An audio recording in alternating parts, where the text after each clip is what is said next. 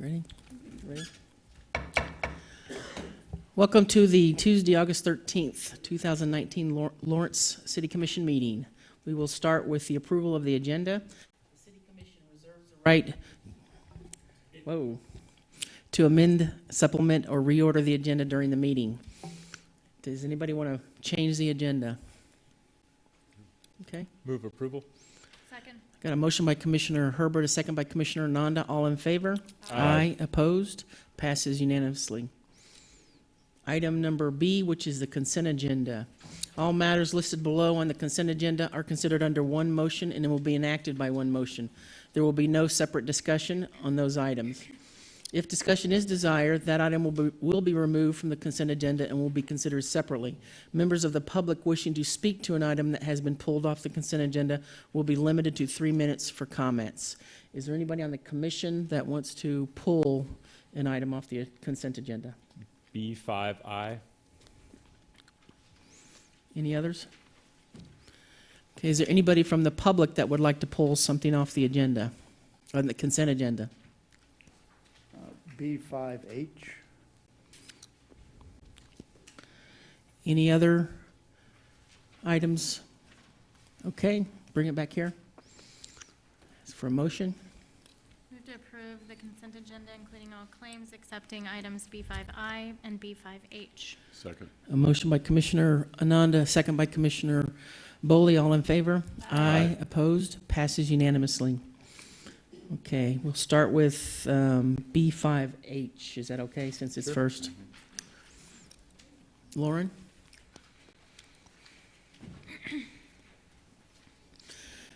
And this is consider adopting on a second and final reading ordinance number 9707, approving and appropriating the 2020 City of Lawrence operating and 2024 capital improvement budget.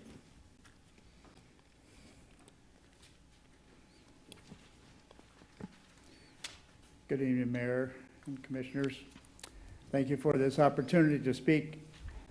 I think I'm doing this in the right sequence here. What I would like to talk about this evening is the money that has been deducted from the budget that was committed, I think, at one point for the Lawrence Community Shelter. So my concern is, on Friday, I heard the news from the community shelter, as probably many of you also did, that they were going to cut staff, 5 staff people, and evict 60 people from the shelter. My heart sank. The consequences of this, I just don't feel have been thought through. My experience shows me that even though the best intentions of the shelter are that they're going to try and find appropriate alternative housing for these 60 people, that really 59 of them will not be probably found. It's just a difficult situation between now and the end of the month, particularly. So I think that by cutting the money and by causing this situation at the shelter, the pressure on other agencies and the city and hospital services and all that are going to be increased to the point that it's really penny wise and pound foolish that the money has been cut. My instinct is telling me that something more must be going on here. I don't understand why the cut was made when the results clearly are harsh and clearly going to be disproportionate to the amount of money. I mean, a lot of people's lives are going to be hurt, and a lot of other money is going to be spent other pots in the city. So I think it needs to be reconsidered. But I take the situation, I mean, I don't know what went on. I don't know the discussions between the city and the shelter and all that. I just take it at face value. What we see is what we get. 60 poor people are going to be evicted.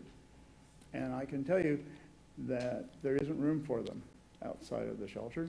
They're going to go to the riverbank. They're going to go to under the bridge. They're going to go, maybe a few of them, to friends' houses.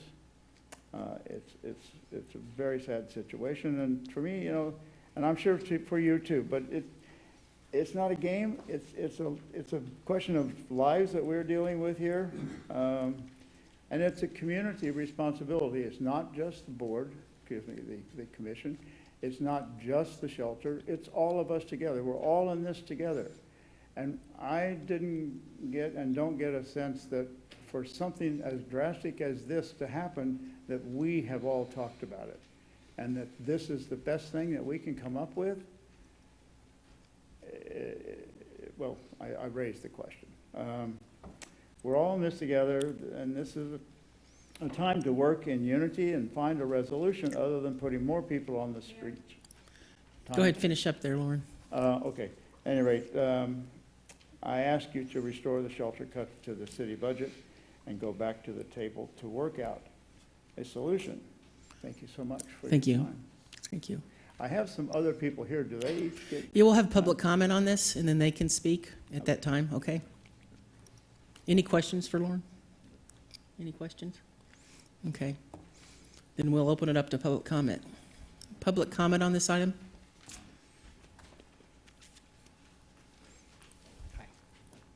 Hi. Be it what it may, we are all in this together. Could you give me your name, please? Victor Vargas. Victor? We are all members of the community, however we fit in, wherever we fit in, but we can't just turn our backs and not look at our fellow people next to us, you know, for whatever reason. So I do agree it's a little harsh. And the consequence, of course, from personal experience and just having tough times follow me, the alternative is the parks, you know, the streets. And I thought that was the whole purpose, was to get them off the streets, keep them in a place that's safe. You know, yes, you know, they're a dollar amount that comes with them, but, you know, so is charity, so is humanity, so is loving thy neighbor, stopping and taking the time to actually look at your neighbor and the person next to you, and do they need something, you know, are they okay, you know, are they eating, whoever they are, you know.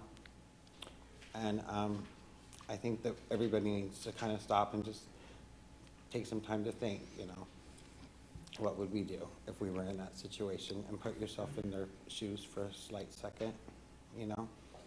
They didn't want to be there, evidently, most of them, but they are. Some of them can help themselves, some of them can't, you know. It's obvious that something's wrong, something's broken, something's not right, so let's fix it and love thy neighbor and continue on, you know. Thank you. Thank you, Victor. Other public comment? My name is Brian Griffin. I didn't really have anything prepared, but I just have this one question. Where do we go? It's that simple, you know.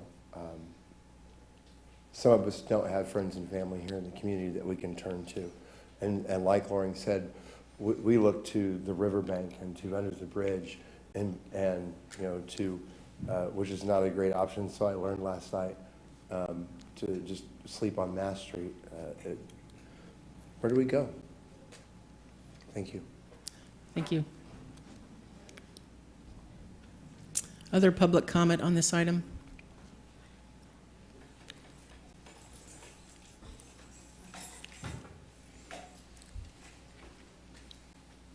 Hi, Hi.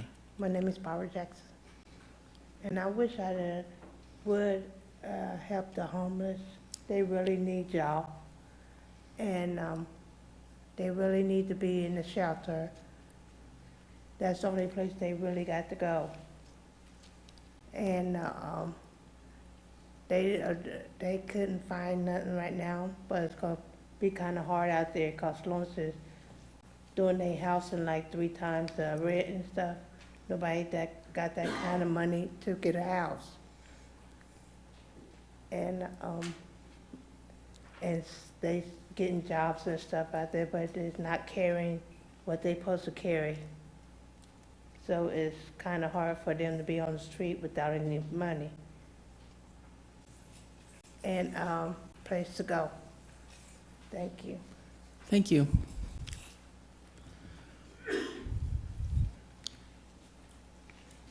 My name's Teresa Wilkie. I'm a happy taxpayer in the city of Lawrence. And I like my tax money to go towards helping people who need help.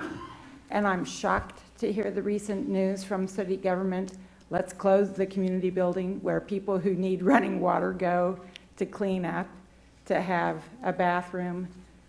This is shocking to me, and I do encourage the city commission to fund the community building, and let's perform the social service that is the way we treat people with proper respect. Thanks.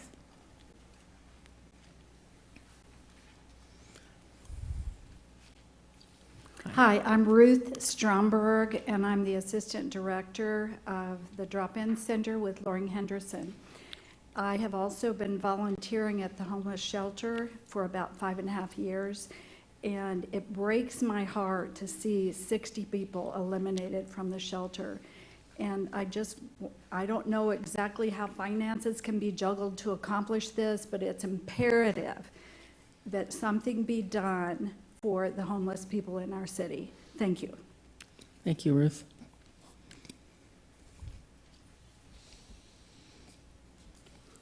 Hi, I'm Chris Flowers. I didn't really come prepared for this part, but I kind of had something for later.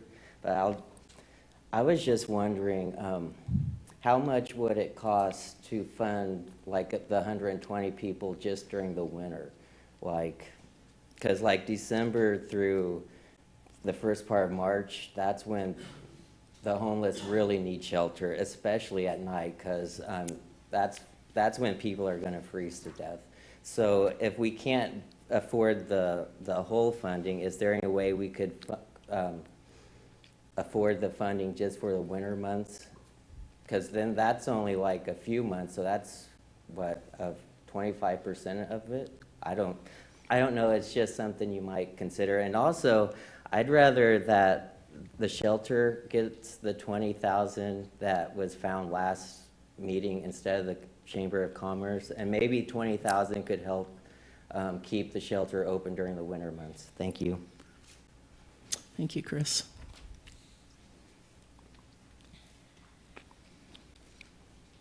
Good evening, my name is KT Walsh. I agree with Chris that I was shocked when that $20,000 last week went to the chamber rather than the shelter.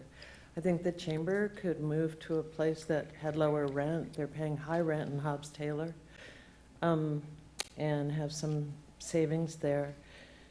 I also wonder why downtown Lawrence and the downtown merchants aren't here, because they come and complain about those people. And they haven't stepped up with donations to the drop-in center. They haven't stepped up with donations to help our shelter stay open.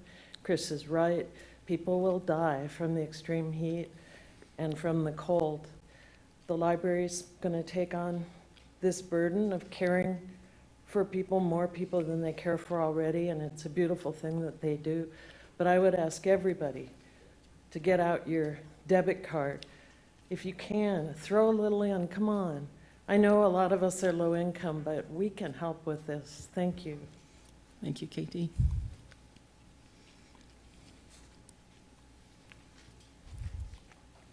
Hi, Jackie Carroll. I also wasn't prepared to speak on this tonight, but like Chris and KT, I was really disappointed to see that $20,000 go to the chamber last week.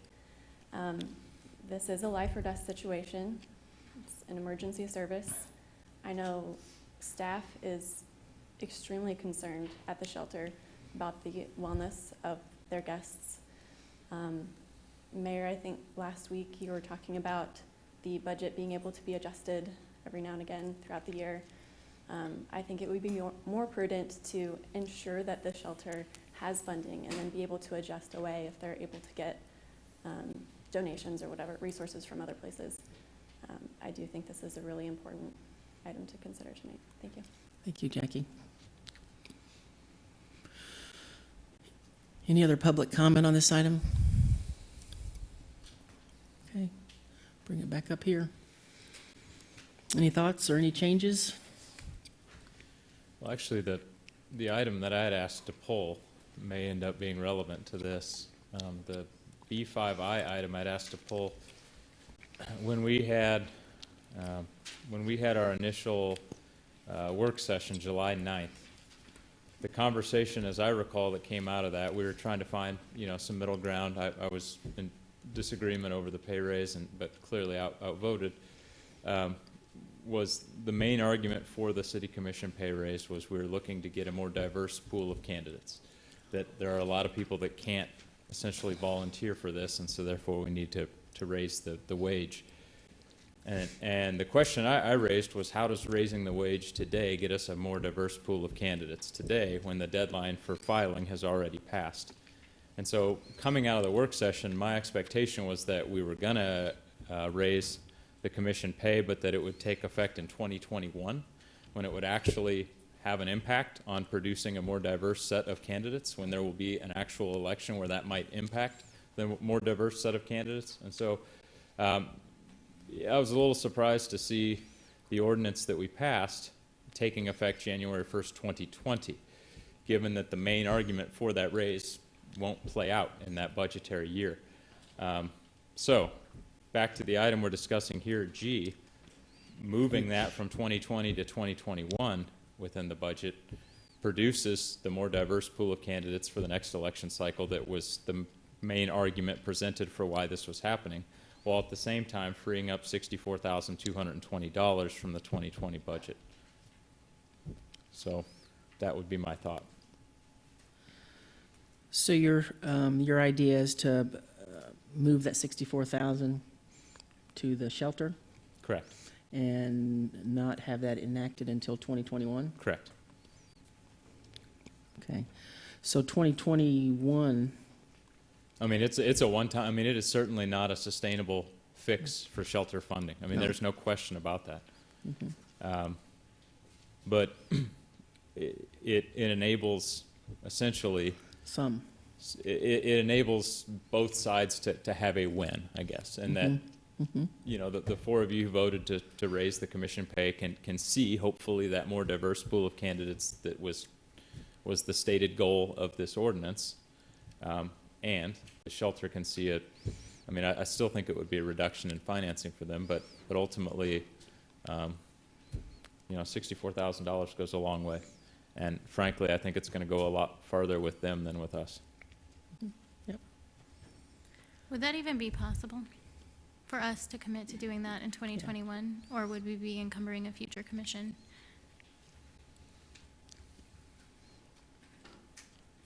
Make it a campaign issue then. Election shouldn't be until 2022, right? Each commission does have the authority to review the budget, so you could state on record the desire, but it would be up to that commission to consider it in the next budget cycle. Right. So it would be part of the budget, but then it would be considered as it's in the commission's budget, right? Okay. I don't have a problem with that. So, yeah, like I said, I mean, I'm kind of talking out of turn here because I had pulled B5I, which we're not yet to, but it makes sense to bring it up now since it's Right. it addresses the issue of funding, a funding gap.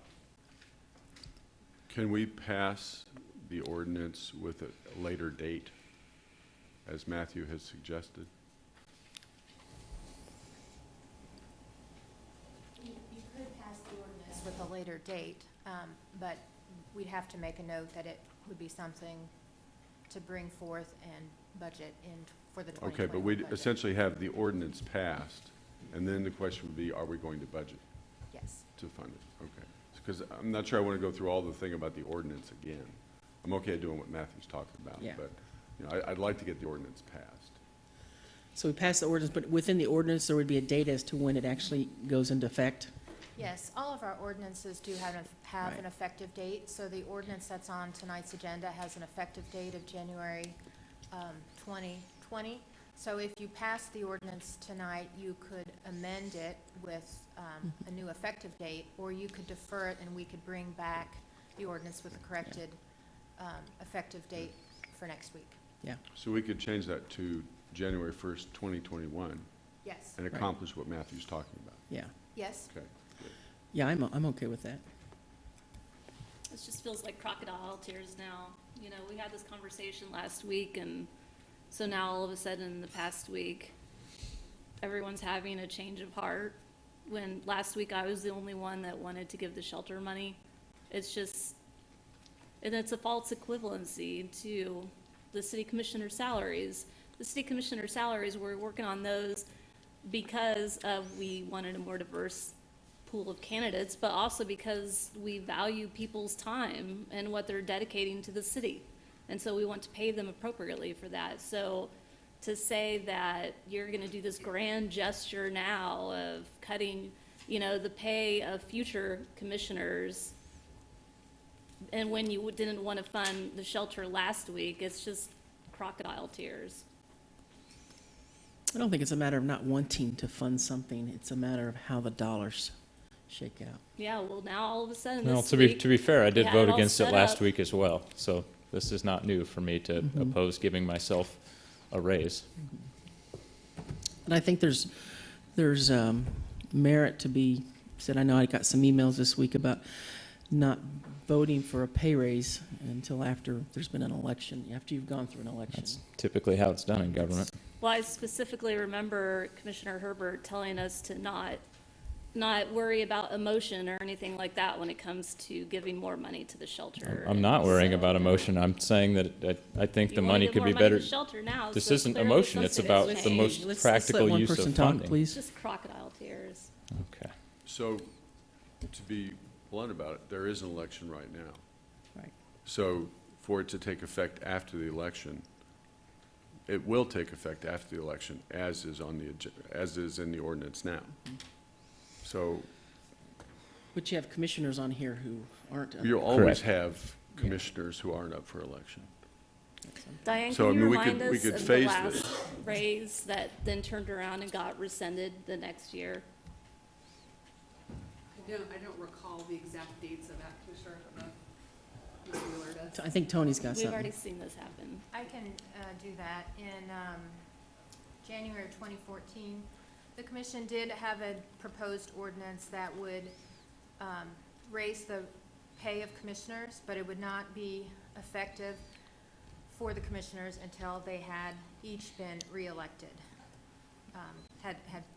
If they sought reelection and were passed and sworn into office, or I'm sorry, voted in and sworn into office, then the pay raise would be effective as to that commissioner. Until the election occurred, the commission pay remained the same. And that was ordinance 8951. So I'm not Does that looking answer to your question? repeat that. Thank you, Tony. Yes, it did. If you want to give money to the shelter, then do both. Don't make it some grand gesture of either or. Then find a way to do it out of the budget. You just gave $20,000 to the chamber last week that you didn't want to give to the shelter. So what do you want to do here? What do we have a majority on? Well, I think Leslie makes some good points, and, Matthew's got a position. I am concerned about the shelter. I think there are things that we can do besides increase their allocation to make sure that nobody freezes to death, and frankly, I think that's a noble goal. I'm not sure the efficacy of giving $64,000 when they asked us for $504,000 and we've allocated $296,000. So, I think that, probably what we ought to do is continue with the plan that we passed last week, frankly. Now, I am still in favor of looking at our budget situation after the first of the year to see how our sales tax revenues are coming in. And if we are above our projections, then I would like to revisit the possibility of using some of those dollars for the shelter at that point.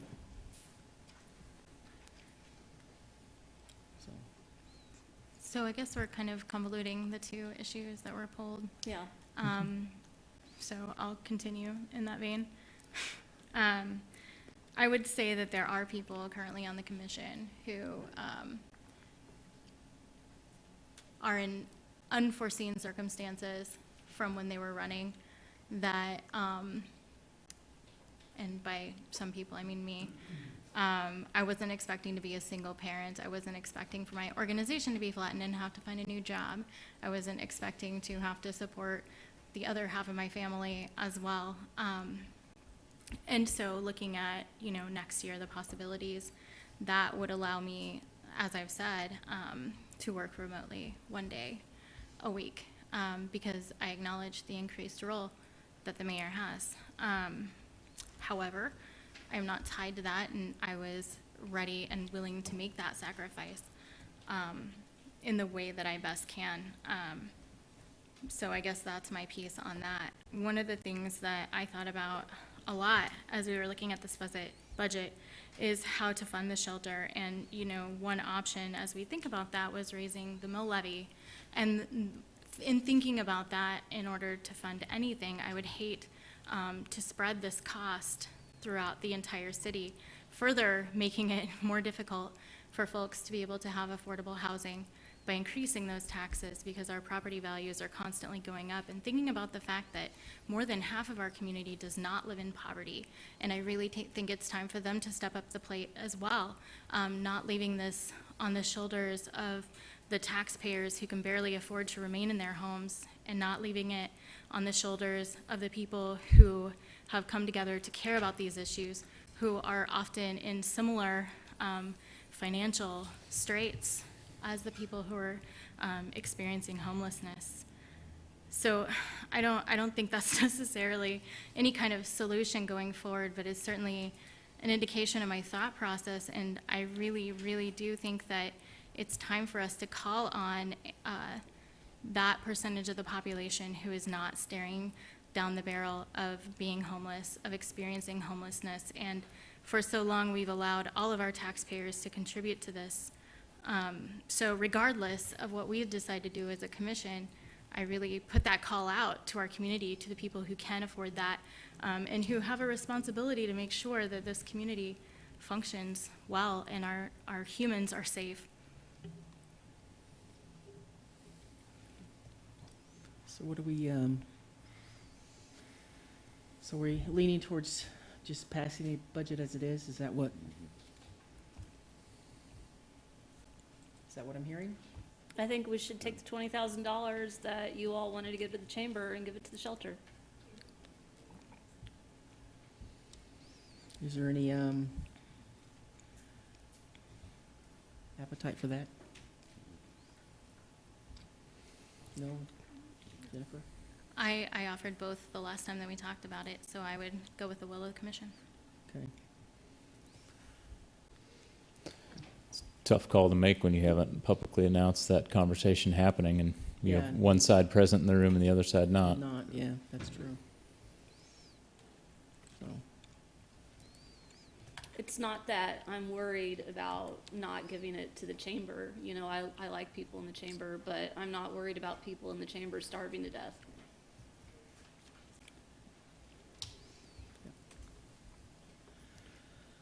so do we have a majority that wants to pass the budget as is, or do we want to change? Well, I mean, I can go with a motion. I move we adopt on second and final reading ordinance number 9707. Have a second?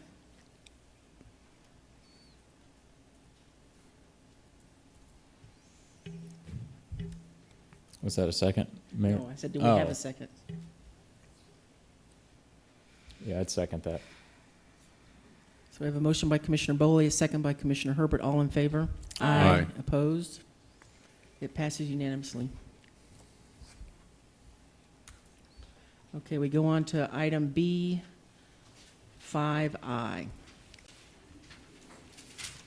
Well, I kind of said my piece on that. I think we've got the wrong year on the ordinance, but that's, you know, I just fundamentally have a problem with the governing body giving themselves a raise without an election. I don't think it's right. I mean, we've got a constitutional amendment that speaks specifically to that as it pertains to the House and Senate. They're obviously For the that state or for the federal? at the federal level. Obviously, that doesn't apply to the Lawrence City Commission, but the principle behind it, I think, is sound, and that is you ought not have the ability to just vote yourself a raise, particularly with, in a budget situation like this where we're making significant cuts. I have no problem going with the will of the commission that in order to see a more diverse pool in the future, to enable commissioners to have more of an ability to treat this as a career, that we make that pay raise. I would absolutely vote to support that, but I do have a problem when that's used as the main argument to sell it, but then the date in the ordinance is a date which would not have that impact. I mean, absolutely no one is going to run in the 19 election based upon this pay raise. No one. And so we may see that benefit in the 2021 election, but we're certainly not going to see it in the 2019 election. There is no 2020 local election, and so you're talking about spending, $64,000 in a year for a claimed benefit that won't happen. So To be responsive to that argument, there are 3 commissioners who will not be covered by this ordinance. Because, they will not be covered by your argument at the federal level, right? yeah, that's correct. Okay, so every time there would be 3 that would not be covered by, if But- we timed it right. But what would happen is that this would enable it to be an election issue in 2021, right? Like I said, I was outvoted 4-1 last week. I anticipate it happening again this week. I just want to put the argument out there that from where I sat during the work session, I thought we were at a place we ended up not at last week. I thought we were at a place where we agreed this was being done to enable a more diverse pool of candidates. And therefore, logically, it would be implemented during a time period in which people still had the ability to apply to run for this office. I guess I'm not sure that was the only argument in favor of it. Okay. It's been 20 years since there was an adjustment to the pay. And I think we have an understanding of some of the reasons why. It's been a difficult conversation. Yeah, it is. So do we have a motion or further discussion? Probably public Oh, comment. public comment, yeah, I'm sorry. Public comment on this item?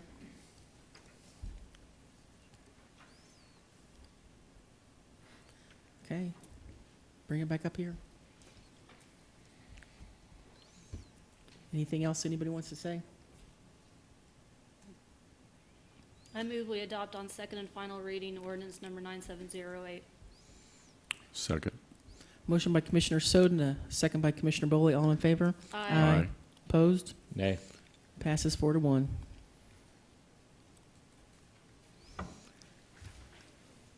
Item D, public comment.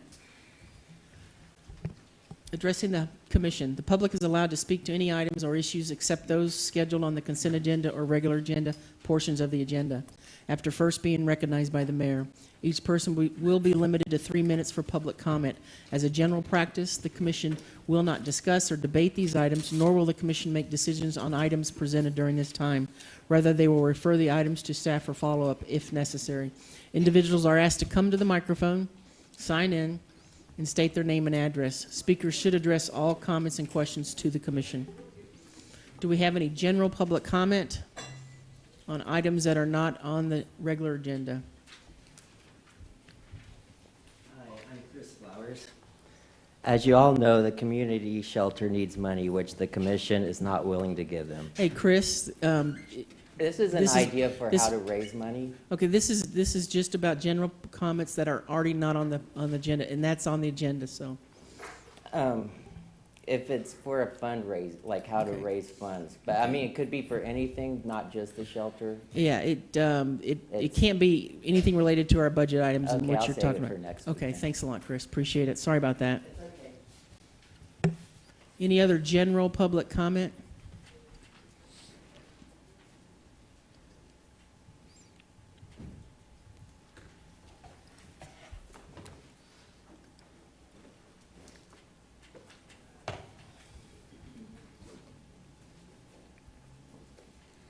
Dan Dannenberg, 2702 University Drive.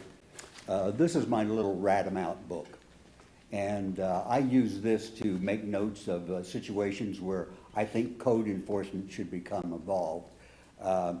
It's well worn, and I don't use it half the time anymore.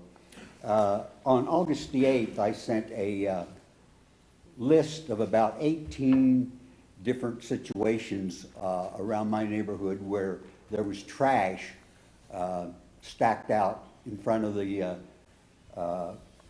residences or in the public right-of-way.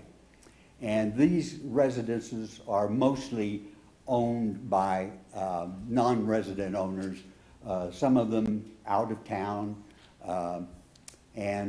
So we who live there have to see our neighborhood turned into a junk pile. Every time we decide to have a change of rental ownership or rental occupants or whatever. And there seems to be no way to handle this other than the regular trash. And does the rental owner, property owner, have to pay for this excess trash? Because most of this stuff isn't in the, won't fit in the carts. And I just drove around on the way here, and I saw 2 or 3 instances where my request for having these things addressed was not met. We have 1 code enforcement officer, manager, and 4 officers for a town of about, I don't know, 100,000 people, and most of the property is owned by non-resident owners. And we saw a couple of weeks ago, how the short-term rental property owners came into this meeting, used their bullying tactics, and utterly took over the proceedings. We know who runs this town, and it ain't us, the people. It's the short-term property owners, the landlords, the developers, and we know that the planning services and director, he works for the landlords and the developers. I would imagine that the city manager had to sell his soul to the landlords and the developers in order to I think that's enough get of that. hired. He I just don't care insulted whether the you city find me manager. offensive or not. I find all of you frankly offensive. Dan, your time's up. I can answer one of his questions, though. On the Please do. bulk item pickup, you're allowed 1 pickup per year per address. No, that's not right. Okay. Okay, I think we need to object to the comments. I think Leslie's right. We have an obligation to defend the integrity of our employees. And I think those comments are out of line, and I don't appreciate them. You know, just saying that someone sucks, but saying you sold their soul to the devil, I mean, come on. That's not actually constructive criticism. thank you. Any other general public comment for items that are not on the agenda?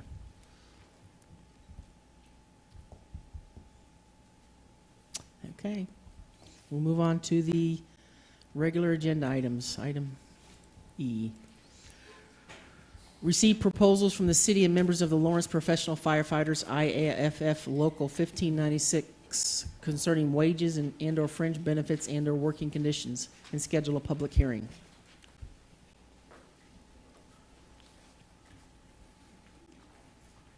Come on, Lauren.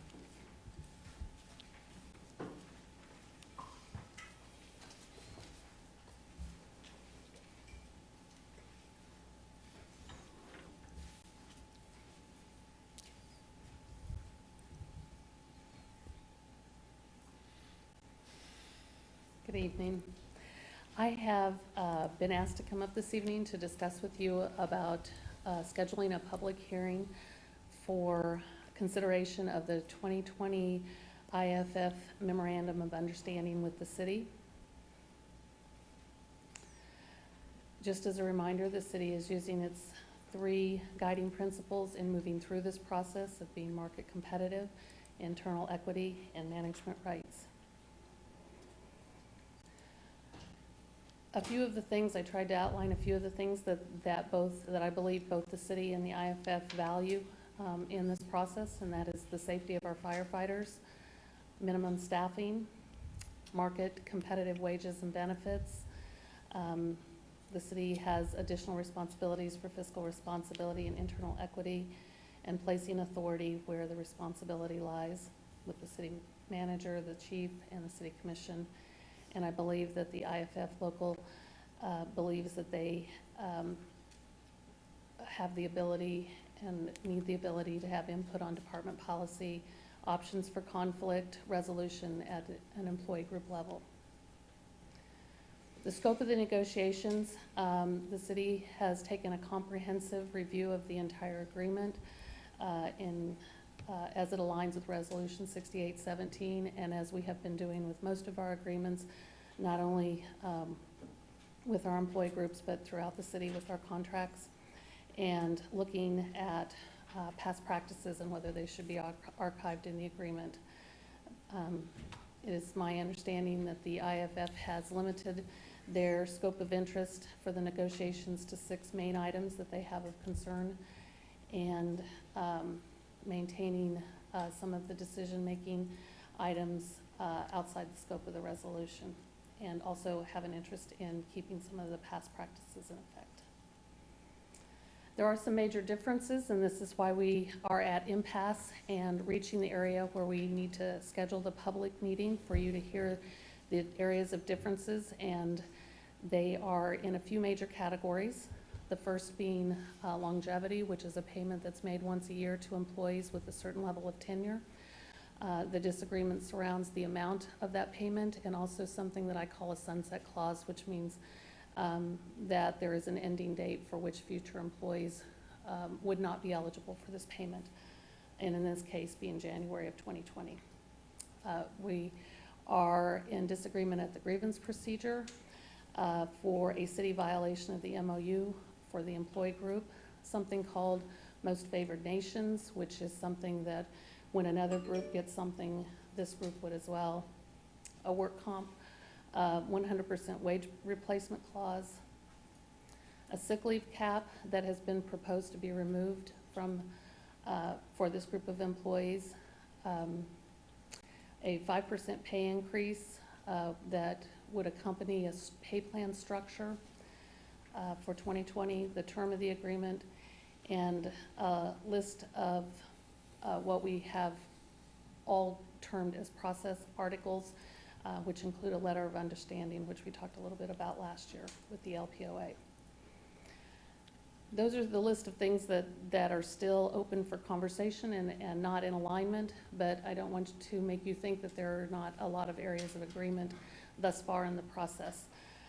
We have agreed to several local business, IAFF Local 1596 business items, such as payment for some city paid hours in order for the group, the executive group to attend conferences and local activities, and dues deductions. There's some new things in the agreement, such as time off work allowed for monthly local meetings and negotiations. We also have agreement on a pay plan structure, what it looks like from minimum to maximum, and increasing starting salaries for new firefighters by 5%.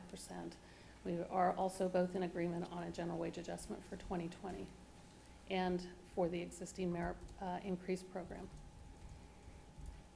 We have in agreements thus far with this MOU discussion, an increase in a funeral allowance in line of duty death to $10,000, and an increase in the shoe allowance to $300. We've added a labor management clause to the agreement for a way for labor and management to sit down on a monthly basis and discuss items of interest. And a third-party process is added to both proposals that you will be reviewing for a grievance by the IAFF Local for alleged violations of the MOU. I have been asked to outline in column forms at a high level the differences in those things that we're still apart on, so you can prepare for the public hearing, and the next several slides outline those major items that I just reviewed. The first being the grievance procedure. The major item of difference between the two agreements are the city has proposed a mediation step with the final decision for that line with the city manager, and a public report to the city commission. The IAFF has proposed binding arbitration with the final decision being with that third party, the arbitrator, with a copy of the proceedings available to the city.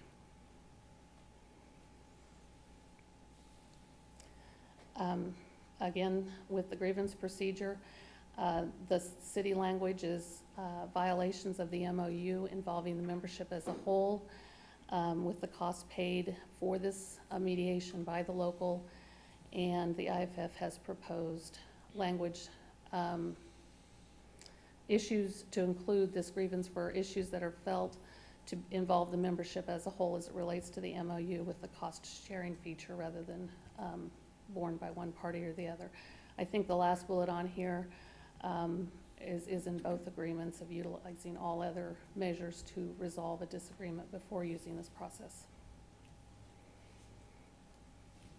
The longevity, the city proposal contains an alignment with all other city employees and caps the amount at $1,000 for 20 years of service, and does not extend to employees hired beyond January 1 of 2020. The IAFF agreement also has the flat dollar structure at a higher amount than other city employees at $17.76 for 35 years of service, and keeps all future employees eligible. The sick leave cap, the city has proposed to maintain the current maximum at $14.96, which is 6 months of time off, which is the same, relatively speaking, as all other employees, and all other paid time off programs all of them have a cap. The IAFF Local has proposed that we remove that sick leave cap and make the hours unlimited, which would be unique for city employees. The workers' compensation 100% wage cap replacement, the city has proposed, both proposals are different language than the current MOU. 60 calendar days at 100% replacement, which translates into about 2 months of time. And this is a unique benefit to the IAFF employees. LPOA employees have a similar benefit for a select number of circumstances. The local has proposed some wording that's a 60th lost workday at 100% replacement, which could mean up to 60 shift, or possibly the same meaning as the city proposal. The word lost workday is kind of one of those technical terms under the work comp law, the state work comp law, and so they may have similar meaning, but it would require some clarification. Most favored nations, those clauses that allow the group that's within the agreement to receive the same benefit that might be provided to another group of employee. The city has proposed removing all of those clauses from the agreement, and the IAFF has proposed to leave those in there.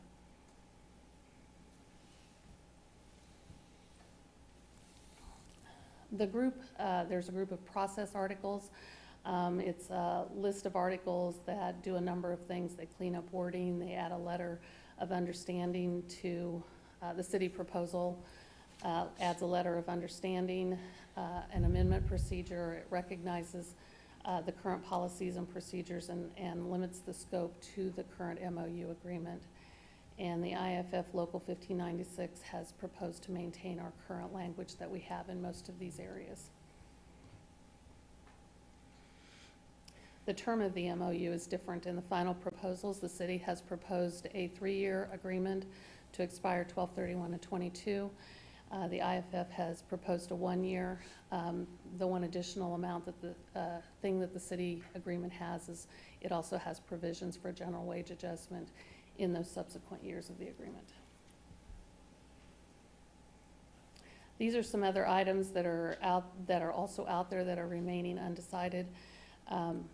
Some verbiage around the healthcare plan, and some verbiage around station maintenance and apparatus and equipment maintenance, discussing who is responsible or what types of things will be done under each one of those sections.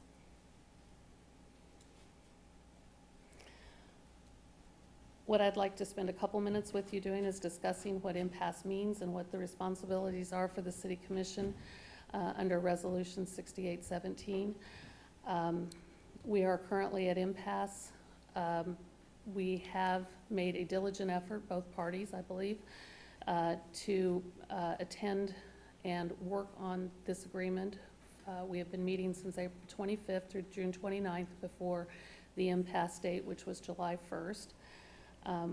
We have since spent 5 8-hour days with the mediator attempting to reach agreement. And I think both parties are open to exchange of proposals until the public hearing. What this means for you is you are required under the resolution to schedule a public hearing. That's what we're here to do tonight, for the purpose of receiving explanation and supporting documentation from both parties for each of the proposals. You are then to select a proposal which you, as a city commission, determine is more fair and equitable on the basis of these 4 items: evidence supplied in support of the proposals, the financial situation of the city, comparison with similar comparable municipal employers in the area, labor market, and other relevant considerations for which you feel are important.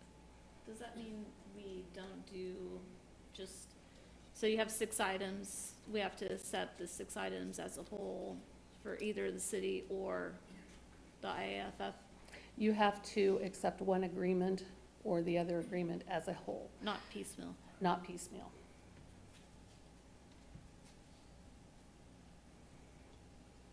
Which is the next statement on there. Oh, The I'm city, sorry. that's all right. The city commission shall render its decision by accepting one proposal. And then your decision under the resolution is final and binding, and that is the proposal that will become the agreement. Any questions for Lori? No questions? Thank you. So we'll now hear from the IAFF.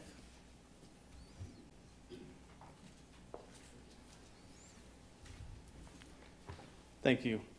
Mayor Larson, Commission, City Manager Owens, and staff, Dean Garrison, President, Lawrence Professional Firefighters, IAFF Local 1596. And really, before we start, we just want to say that we were of the understanding that a presentation like that is what it is meant for the public hearing, and tonight was just to set a date for that public hearing. Are we correct? Is to receive the proposals from both parties. Okay, so that's a proposal here at the podium, or it's the proposal we submitted on Sunday night at approximately 7 p.m.? It's the one we have in our packet that I'm assuming, is that correct? Okay. Okay. Well, we're happy to touch on that, but we understood things Yeah, differently. Yeah, during the public hearing, you will be given an opportunity to explain your package. Great.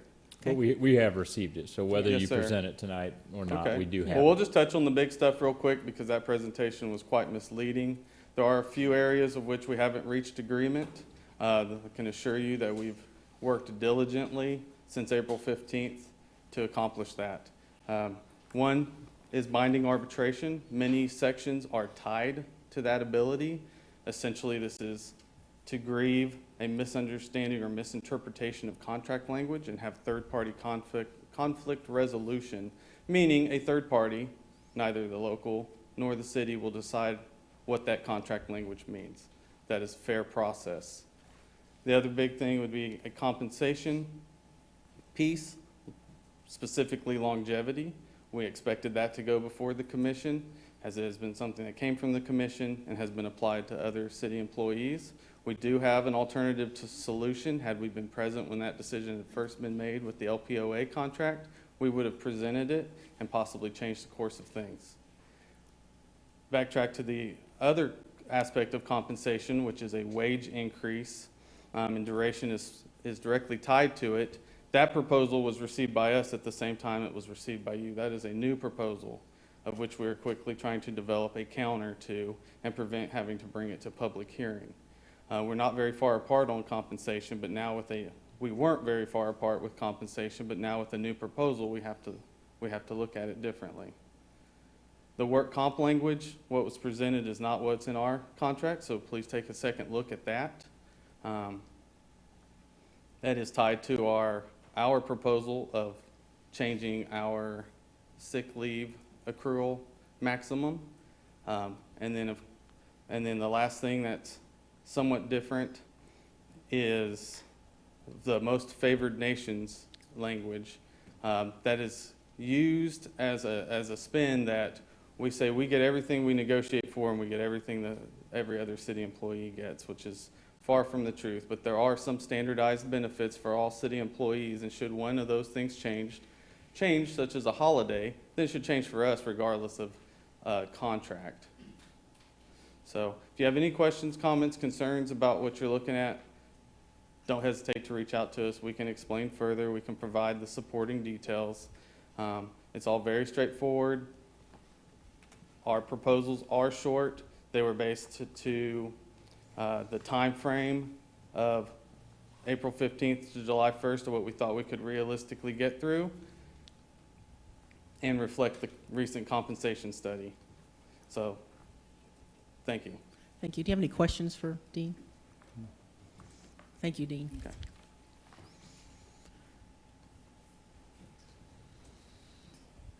So we'll open it up for public comment. Any public comment on this item? Okay, bring it back here. We'll set the public hearing date. I believe we have a date Yeah. that's been proposed of this Thursday, the 15th at 5:45 PM. Is that correct? And that's here. And that's here at the City Commission. Correct. So do I have a motion?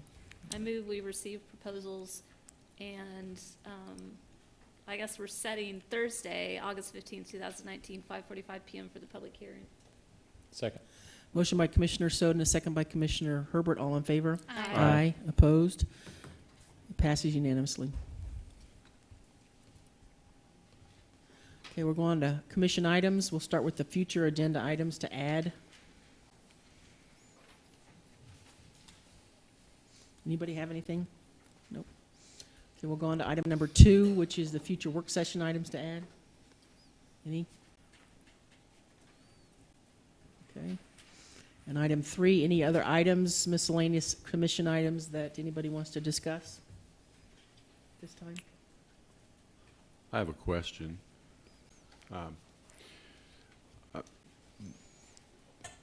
Has the period of time for the notice requirement on our bond issuances to disclose the city's missed bond payment in 2014, has that passed yet? I do not know the answer to that right off, Commissioner, and I don't know if Jeremy does this evening, but we can certainly get the answer to you. Okay, thank you. So there was a missed bond payment in 2014, is that correct? It's my understanding, yeah. Okay. And there's a time frame that allows for that to be Right. brought And I forth, think Diane will get us that information. so, 5 yeah. years. I'll or certainly follow up. Okay. All right, thank you, Diane. Appreciate it. Any other miscellaneous commission items? Okay, go on to the calendar. I'm sorry I'm not able to do ribbon cuttings like I used to, since I kind of work generally 9 to 5, 9 to 6. It'll change when fall semester starts, and I'll be working till 7 then. Okay. I'd be happy to pick up the one on Friday. Oh, I'm doing that Oh, one. you're going to do it? Yeah, Oh, so you I- can?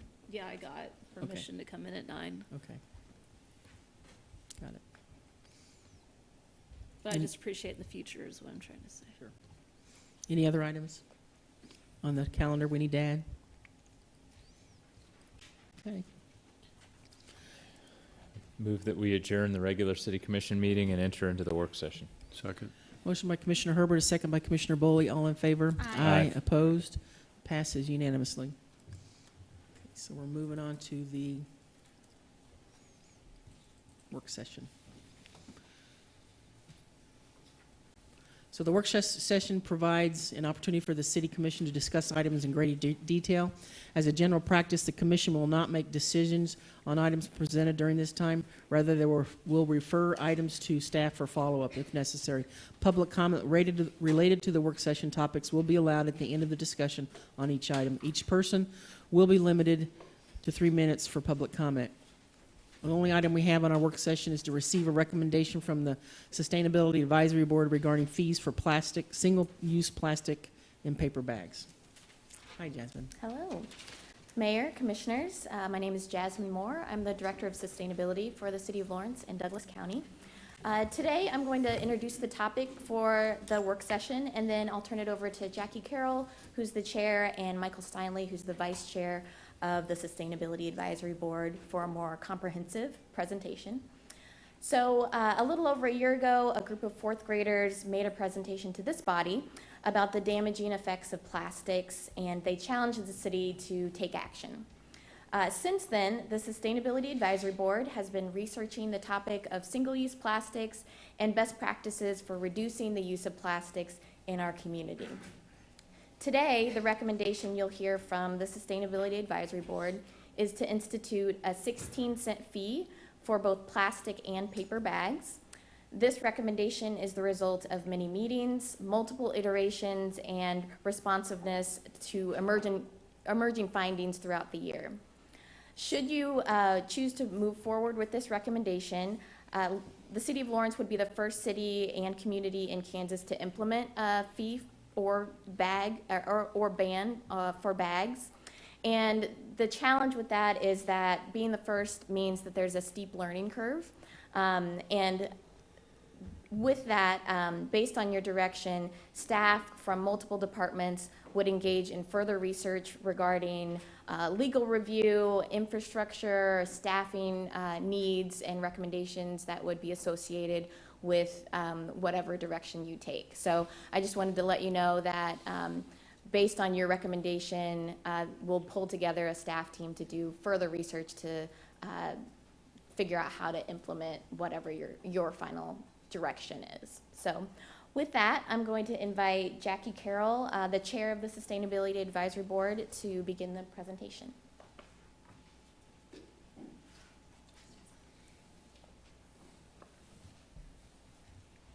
Good evening again, Mayor and Commissioners. Thanks for your time this evening to review the policy recommendation on single-use plastic bags. Again, my name is Jackie Carroll. I serve as the chair of SAB. Tonight, I'm going to dive into a brief history of this topic in relation to our board, as well as review the specifics of the policy recommendation. And then I will hand it over to our vice chair, Michael Steinley, who will review the impacts of plastics and this policy, as well as the research behind our recommendation. I encourage you to watch with some optimism tonight, because this could be a positive change for our community.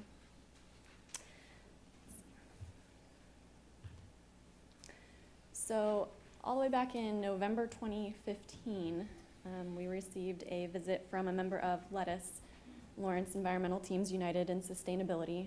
I believe it was Teresa Wilkie, who handed out a memorandum and some information regarding single-use retail bags, actually recommending a fee on both paper and plastic. At the time, we had a member who was willing to take on the project, but soon after resigned from the board, and the remaining members did not prioritize the topic as one of our goals. So then in May of last year, you received that presentation from a group of fourth graders, I believe from Kennedy Elementary. And they were stressing the effects plastics have on our environment, particularly on marine life. They were then referred to our team. And after receiving a similar presentation, our board recognized the momentum that was around the issue and then voted to make it a priority. A subcommittee was formed, and then significant time and research was committed to identifying the best method of reducing plastic use. About a year later, and also last month, SAB unanimously voted to approve policy recommendations to you all. So, what is our recommendation? Our proposal is an ordinance that imposes a 16-cent fee per plastic and paper single-use shopping bag. Why are we recommending 16 cents? It's kind of an odd number. Based on research from around the country, 16 cents is the estimated social cost of one plastic bag. That includes environmental harms, litter cleanup, and the burden on recycling, sewer, and waste processing systems.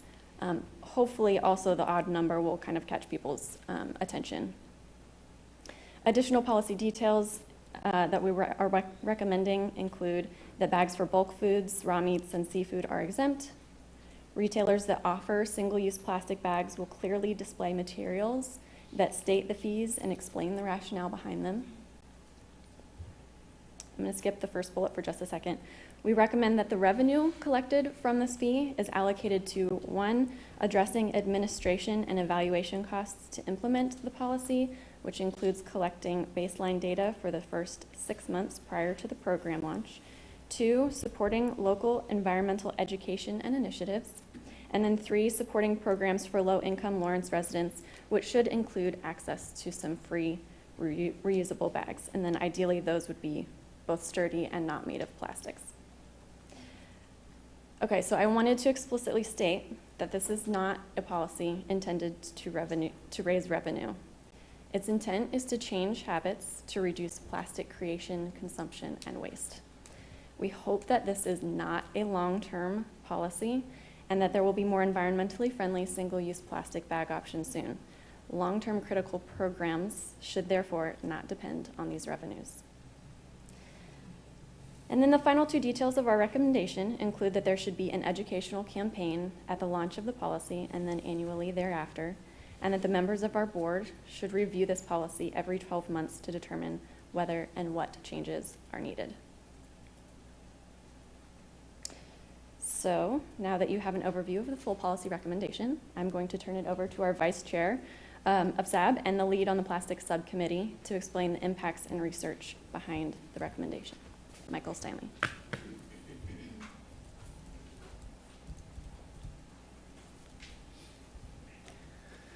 Good evening, and thanks for this opportunity. So I want to go over the subcommittee research and some of the driving factors that led us to the conclusions that we drew in submitting this policy recommendation.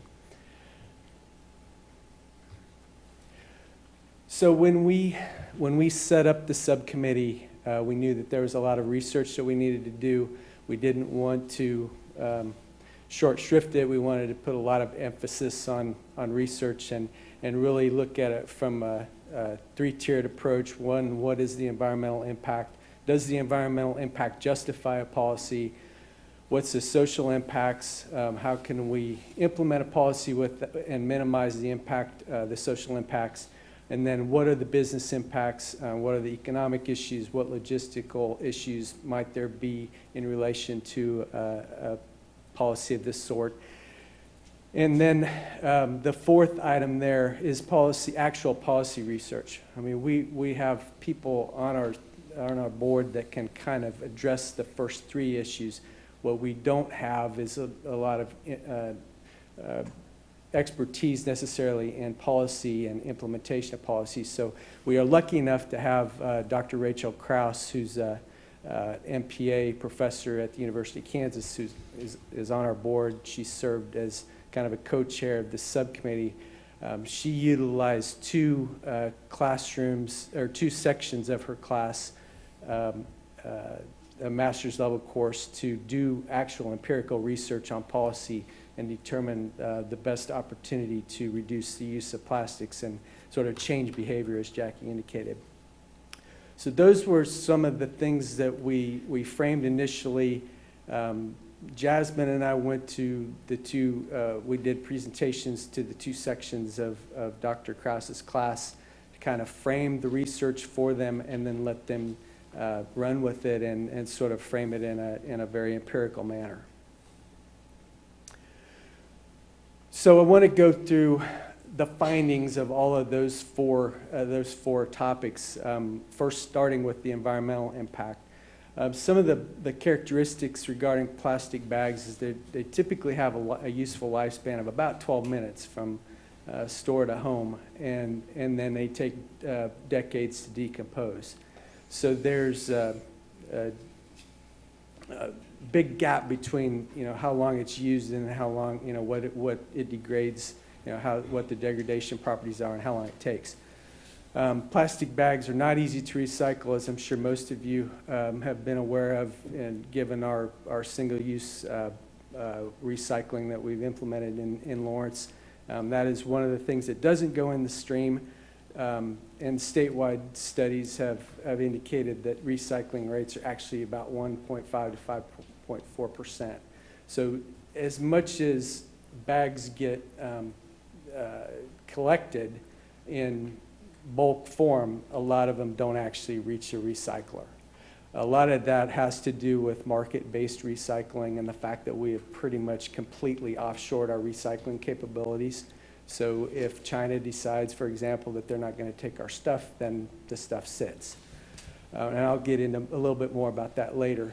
Municipalities nationwide spend somewhere between $3.2 and $7.9 billion per year to clean up plastic bags, depending on what you include in that number. And production of plastic bags is very much oil dependent. So for 5 plastic bags basically result in 1 kilogram of CO2 emissions. CO2 is a contributor to greenhouse gas, so there's a negative impact to that.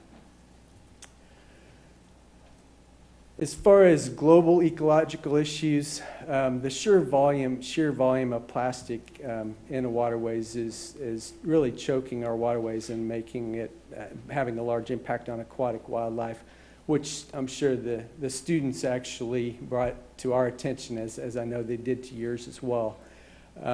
Also, the ubiquity of microplastics in food and drinking sources has a negative impact on human health. I'll talk a little bit more about that in a few minutes. Marine litter, it harms over 600 marine species, 15% of which are endangered, and that number is actually increasing exponentially per year. So 15% this year, probably 18 to 20% next year. Dependence on a waning fish population, while at the same time we have an explosion in population in certain parts of the world, is an untenable situation. And the reason why our fish populations are waning in large part is due to pollution, a lot of which is plastics. A recent study indicated that 83% of tap water sampled worldwide was found to contain some level of plastic particles, and the highest density of plastic per volume occurred right here in North America. In terms of local ecological impacts, there is ongoing research in several departments at the University of Kansas, so we'll anticipate getting better data, but right now what we do know is that they infiltrate Clinton Lake and the Kansas River. There's wildlife impacts that Prairie Park Nature Center has seen and reported on. It creates challenges in recycling facility and increased operating costs. You get into sewers and make stormwater runoff less efficient and serve as an unattractive source of litter. In terms of human impact, there's unfortunately not a lot of research out there right now, but there's a lot of it going on. So again, in a year or two, we should know more about the true human health impacts of plastics. Having said that, what we know is that 80% of aquatic species have been shown to harbor microplastics, generally in the digestive system. Many of the degradation components are known toxins, and bioaccumulation is high. So little fish eats plastic, middle-sized fish eats little fish, big fish eats lots of medium-sized fish, and then it ends up on our plate, and so that ends up in our body. Degradation of plastics may be partially responsible for an increase in cyanobacterial blooms, which is dangerous to human health, and that research did come right out of KU. And research indicates also a probable link between plastic decomposition products and endocrine system disruption. What that means is endometriosis, cancers, a whole host of reproductive issues, and again, research is ongoing on that issue as well. The last issue regarding the environmental impact that I want to talk about is paper or plastic, the case for neither. One of the things that we have gotten questions about since this policy became public is why paper? And this slide hopefully will answer some of those questions. A mass switch from plastic to paper is not the answer. The way we produce paper in this country is generally through white pine. We cut down pine trees at a rate of about 14 million trees per year to produce about 10 billion paper bags per year. Paper can only be recycled 2 to 3 times, so it's not as sustainable as some of the pundits would have you to believe. And there's also 4 times as much energy used in manufacturing paper as plastics, and 70% more pollutants. the chart describes there, in terms of relative environmental degradation between paper and plastic, paper actually is very high or high in more categories than plastic. So neither one of them are exactly what you call sustainable options. So simply using fewer disposable bags is really the sustainable option. So how do we get people to do that? And that's where we'll go from the environmental impact to some of the other impacts, and then we'll discuss the policy issues. So from a social impact, we know that policies limiting the use of shopping bags raises some concerns. For that reason, when we developed the policy, we had two things we wanted to do. One is make sure that we accommodate people with disabilities if a bag fee goes into effect, and also work to minimize the disproportionate burden on the city's low-income residents. So that is part and parcel as to why the fees were broken out as they were with our recommendations to help not only some of the environmental and cost of implementing the policy, but also to assist with low-income families and providing them with some free reusable bags. As far as the business impacts, and we did go through a lot more on social and business impacts than we're presenting here, but we wanted to hit the high points tonight. Some of the business stakeholders indicated concern about a national patchwork of policies regarding bans or fees, and we understand that. I wish it was happening at the federal level, but the fact is it's not. So it does create a bit of a burden on businesses to have Lawrence do one thing and Fort Collins do another thing.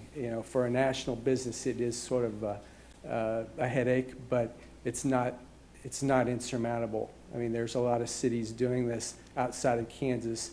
It's starting to catch fire, so I think it's not as hard to deal with as originally thought. Some voiced concern about reusable bags being potentially unsanitary.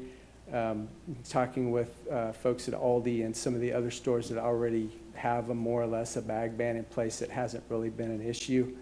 And I would point out that the Food Marketing Institute, which is a retail food trade group, did a couple of years ago, or last year, come out with a policy statement that is very similar to what we're proposing here in terms of a bag fee versus a ban.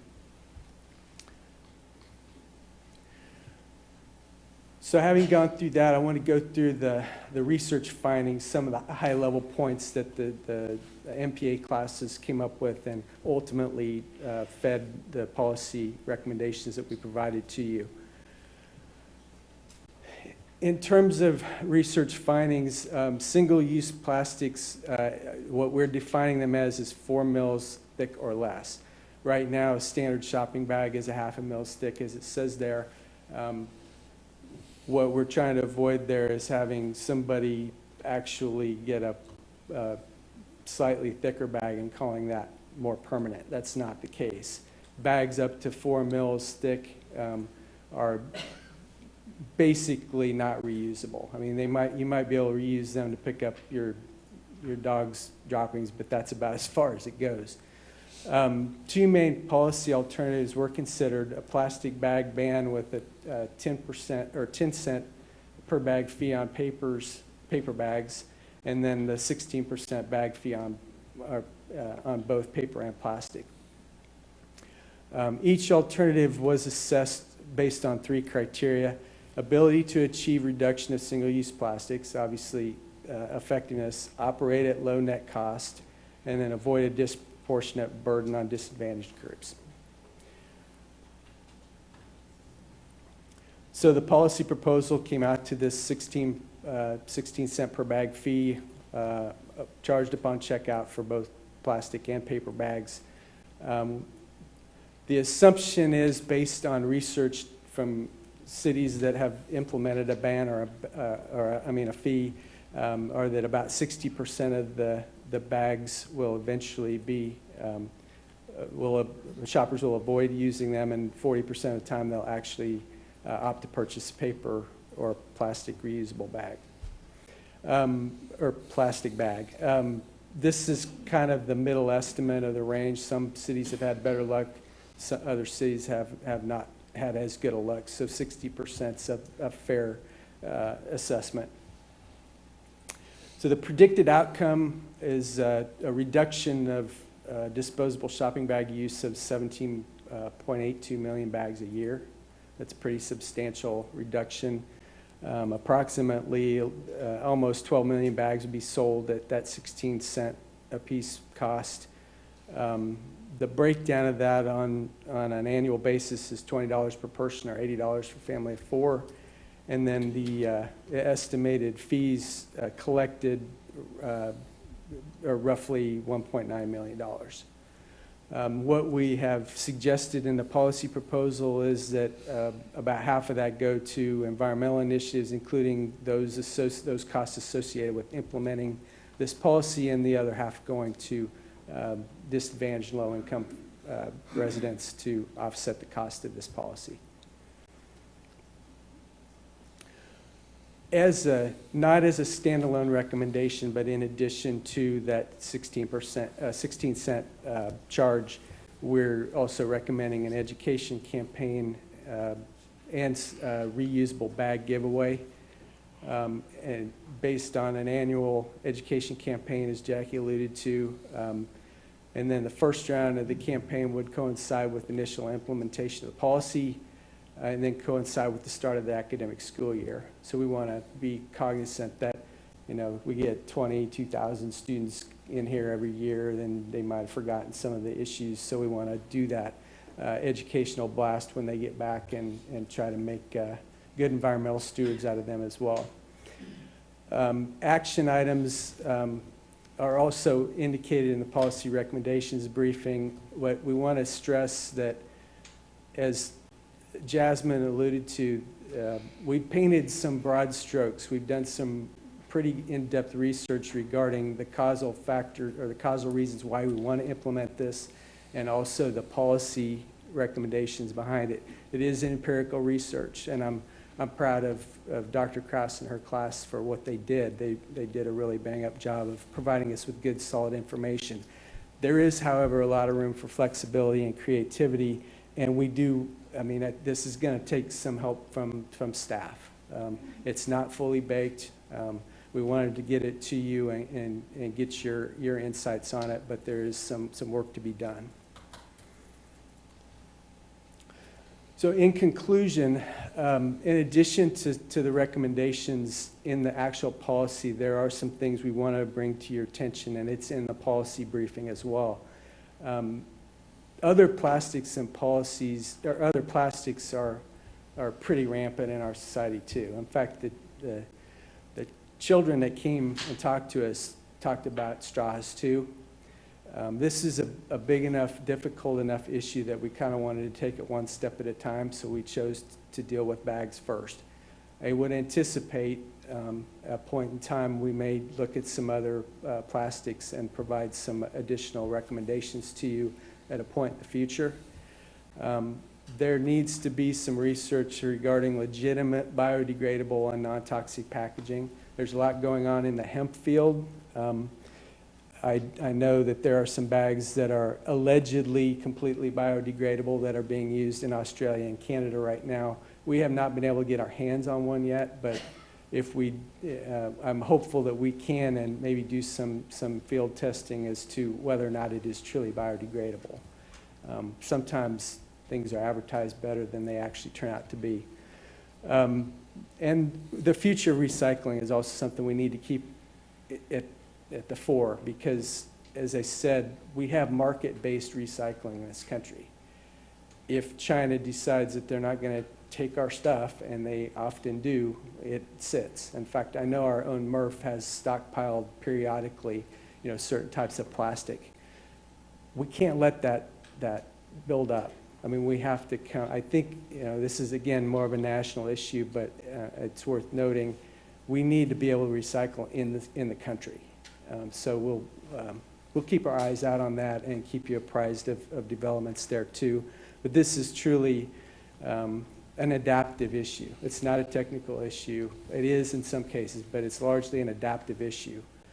What I mean by that is it takes a lot of learning, takes a lot of stakeholder coordination, experimentation, and dedication to come to sensible and sustainable conclusions. So with that, we'll be happy to answer any questions you might have. Any questions? Yeah. What would you anticipate being our enforcement mechanism for that? In other words, how do we, as the city, go about auditing, a grocer to ensure we're actually receiving the 16 cent per bag? That's one example of further research that would need to be done by the city. We have preliminarily looked at other communities that have this type of structure. And so if we get direction from you, then our staff can do that further research on implementation and enforcement. I have a question. So there was, in your conclusions and recommendations, there was a short paragraph that was devoted to the news article that came out on NPR about cloth bags. And in here, you had indicated that you had reviewed that, but was still recommending what your recommendations are today. So based on your review, what did you find, what did you determine about that story? Was it accurate, or did you do more research on it? We looked at the study, it's peer-reviewed, so we can't dispute it, but we also have empirical data that says other things too. So part of the reason why we didn't, we shifted from a ban recommendation to a 16-cent fee was because of that article. That story specifically indicated that bans might actually have unintended consequences in terms of other types of plastics being used. It didn't say that a fee wouldn't, it didn't go into any other issues other than that. So what we're trying to do here is change behavior. And there's two ways to do that. One is a fee and one is a ban. If the ban has unintended consequences, which the story said it did, we don't want to do that. So that's kind of what led us back to a fee option. So you said you had some empirical data that showed otherwise, that story may not be 100% accurate. What's that data? It didn't say that, I didn't say that it wasn't accurate, it just said other things. That Okay. story didn't actually address a fee issue. Yeah, it was just that cloth bags actually require more energy and to make than, I believe, the plastic bags. It Is said that you had to correct? use it 131 times for it to I'm break sorry. even. Yeah, On that issue, there Yeah. are options where that's not the case. I mean, it depends on there's about, there are dozens of reusable bags that are on the market to address this very issue. Some are better than others. The city of Berkeley implemented a pretty wide-ranging plastics ban, and they have an organization that actually vets the sustainability of products.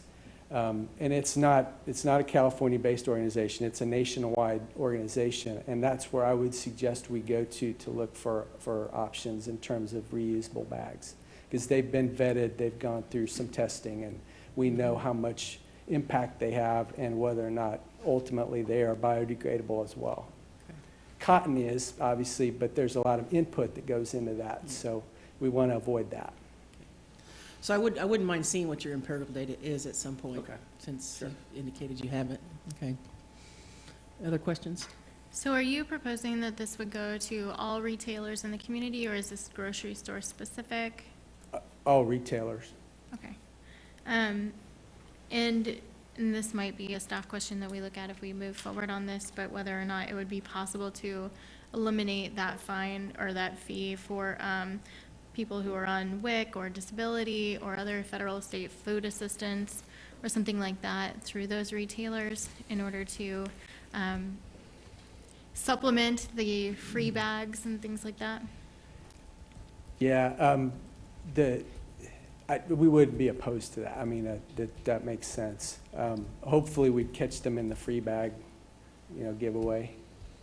But yeah, that makes sense. SNAP and WIC recipients, I think that makes the most sense for. I think disability as well, Yeah. if they're on a limited Yeah. income. And my only other question was regarding biodegradable bags, so thank you for answering that to the extent that you can at this point. Yeah, one of your slides referred to business stakeholders and being worried about a national patchwork of regulation. Which business stakeholders were those? Well, almost all of the national chain-related stakeholders said, we're getting this in Fort Collins and this in Detroit and this in Lawrence, and it does get difficult for individual. So you had conversations with Yeah. the chains? Yeah, and that national marketing group that I referenced also had done some similar research and came up with that conclusion. Did you learn anything about what changes, if any, the local retailers plan to do in the future on this topic?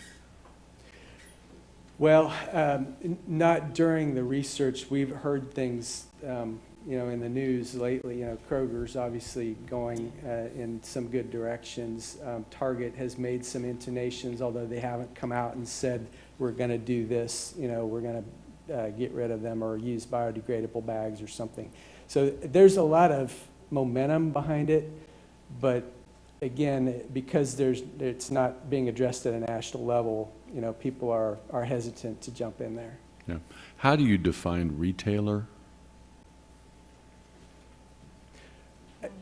Yes, please. That was one of the things that was a big point of discussion with the Sustainability Advisory Board, and ultimately it was decided to bring that to you as well. That will require some additional legal review in defining, examining what the city currently defines as a retailer, or does it really define what a retailer is. Other communities have some specifications. Some are limited to just grocery stores. Others are applied across the board to anybody who's selling anything. So that's something that would require more research from a staff perspective. Well, it would appear that anyone who's paying and remitting or collecting and remitting sales tax to the state of Kansas would be covered as a retailer. So the question I would have was, how many retailers would be covered by this ordinance in Lawrence? Yeah, I think that's something that staff can continue to research. Well, I mean, you gave us numbers for how many bags are being used in Lawrence, right? Right, that was So how included. did you get those numbers? You That's think you? consumer-based. So that's based on national data and then applied per Okay, so that's capita. just taking those numbers down to Lawrence. Correct. So we call this a fee. How is that different than a tax? That's another point that would need to be very intentional about how this is implemented. I know there's some specific definitions of fee versus tax, and that's where we would rely on our legal staff to make sure that the correct application was being. Has that been addressed in other communities? So some communities, to avoid it being perceived as a tax, allow the retailers to keep that fee or to keep that 5 cents or whatever. And so there's not any collection happening by the city itself, but that 5 cents per bag is subject to sales tax as well. So there's lots of different applications. It also depends on what's allowed at the state level. So again, with the city of Lawrence potentially being the first to do this, there's lots of different things that would need to be reviewed. Wouldn't such a policy just incentivize the retailer to sell more plastic bags then? I mean, it's, honestly, it seems kind of counter to the If purpose they don't of. have to remit the money. Yeah. Right, that's my point, though. Why would a community do that? Yeah. Well, in those same communities, they still saw a reduction in bag use, up to 70%. So just by the fact of people having to pay something they're reducing the amount of Interesting. bags that are being used. is focused on Here, step consumer behavior. Yeah. Step to the mic, please. Sorry. And so in that sense, you know, the whether or not the retailer will Right. encourage that doesn't really matter. It's what the consumer does.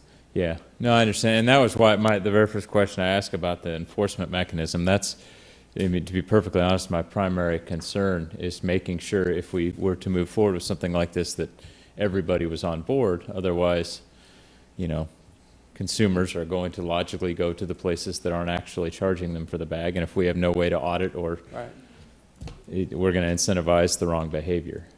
Understood. Can I add one thing to that?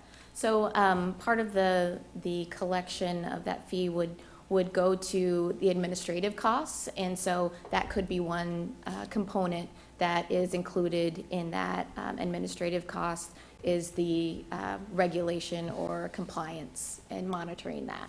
Other communities have done that.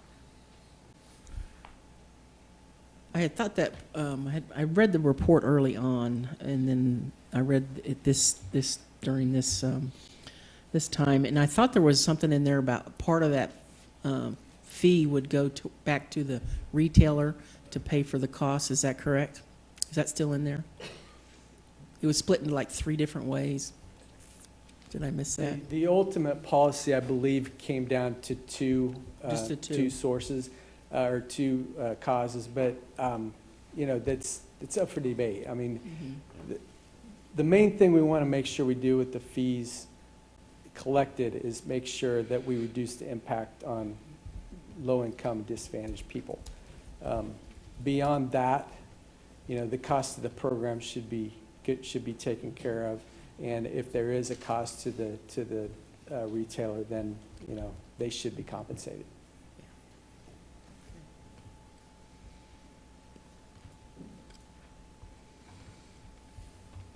Other questions? Thank you. Thanks for the presentation. Okay, we'll open up to public comment at this time. Good evening, Michael Davidson, 900 Delaware Street. 2 things. It was a very impressive report. I told the people I thought it was really well done. One of the things that I saw that you also talked about, Lisa, was there was some compensation going back to the businesses, which I think is important to help incentivize people to be involved in it.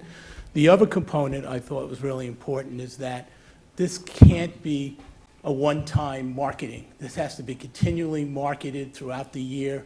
You know, as I said, you know, Coke and Pepsi advertise all the time because they don't advertise, they don't sell. So I think some of the money that's received should be committed to an ongoing marketing program if you're going to go in this direction. Thank you. Okay, thank you. Other public comment?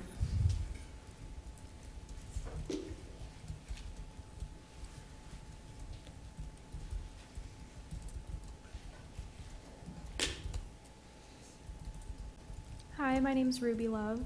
I live at 800 West 8th Street. I just want to voice very strong support for this and stress the urgency of its adoption. Thank you. Thank you.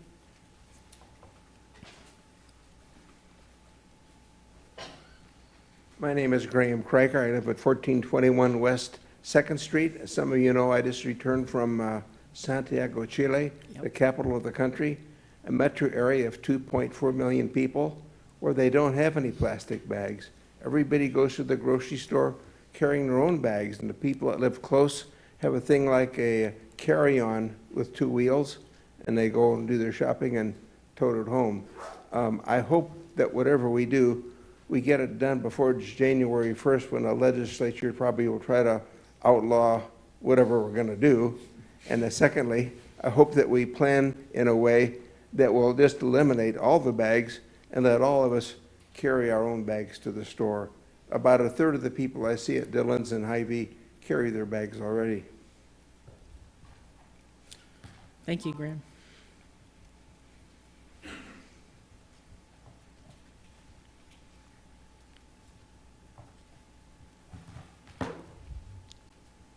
Hi, Kim Kreiner, 3019 Longhorn Drive. also wanted to say amazing job on this report, but I wanted to insert the thought that as we talk about long-term solutions and the question of biodegradable items comes up, that we have to think about the entire life cycle of that solution, and sending biodegradable items to our traditional landfill is not a sustainable solution, so there would need to be proper disposal infrastructure in place for that. Just wanted to add that to the conversation. Thank you.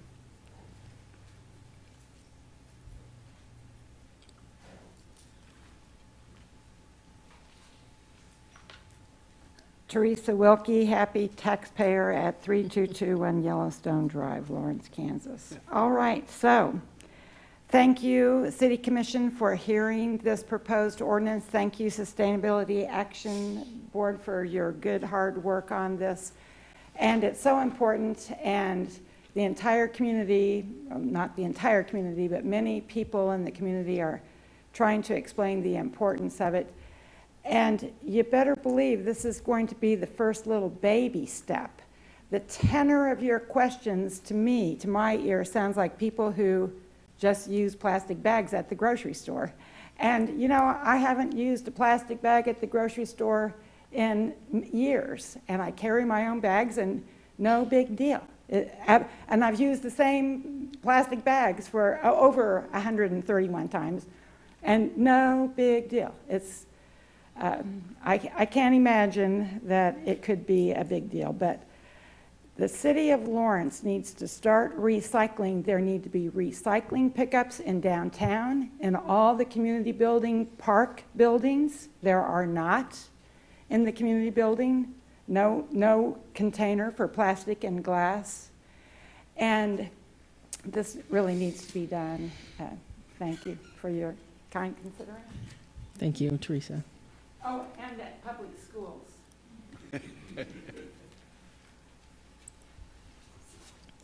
Hi, Samantha Peterson, 1906 Tennessee. First, I'd like to express my support for the motion overall.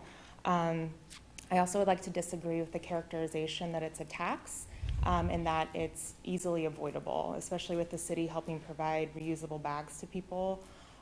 There's really not a reason that it's the same as a tax. Thank you. Thank you.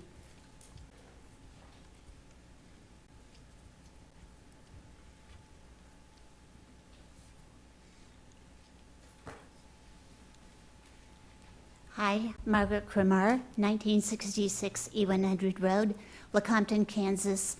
And I think I heard the article about the cloth bags and the reservations about them, but then again, we all wear clothes.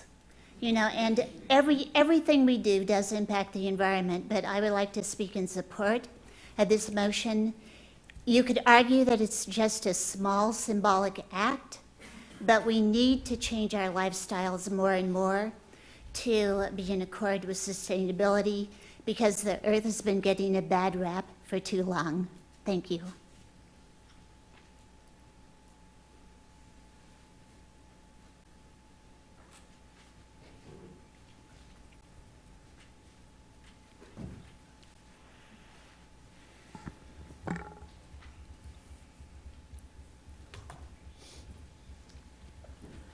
Good evening, I'm Michael Allman, 1311 Prairie Avenue. A picture is worth 1,000 words. That's at a landfill. I don't think it's our landfill, but our landfill does look like that. 1,000 of these pictures wouldn't come even near to the kind of impact that plastic has on our environment. There are tens of billions of single-use bags produced every year, and less than 1% are recycled. Less than 9% of all plastic is recycled. And that's on the back end. On the front end is the fossil fuels that are used to produce all that plastic, having a climate impact as well. The consequence of recycling really not working, if we're talking about reduce, reuse, recycle, the recycling program that we've been working for years, it's really not working. Particularly became obvious when the Chinese decided they weren't going to take our plastic anymore, because we always thought that all the plastic we recycle was getting recycled. No, it was going to China or Indonesia or wherever, or to our own landfills because it was too dirty to recycle. So recycling is not the answer. Reducing is really what it comes down to, both for the climate angle and the environmental impact on the back end. And when we think of how we reduce that, that really comes down to the end user. I have it's a plastic bag that I've been using for, 25 years. I mean, most of the reusable bags that we're making use of now are plastic. They could very well be heavy-duty canvas cotton, and I think that would be preferable. But I have the best reusable plastic bag that's ripstop nylon. It is impervious. You can roll it up in your fist and put it in your pocket. It's extremely handy and durable, and durability is really what we're getting towards here. So basically, I think it's a perfectly workable solution. And it deals with the fact that the recycling is really not getting to where we need to be. So thank you for investigating this. Thank you.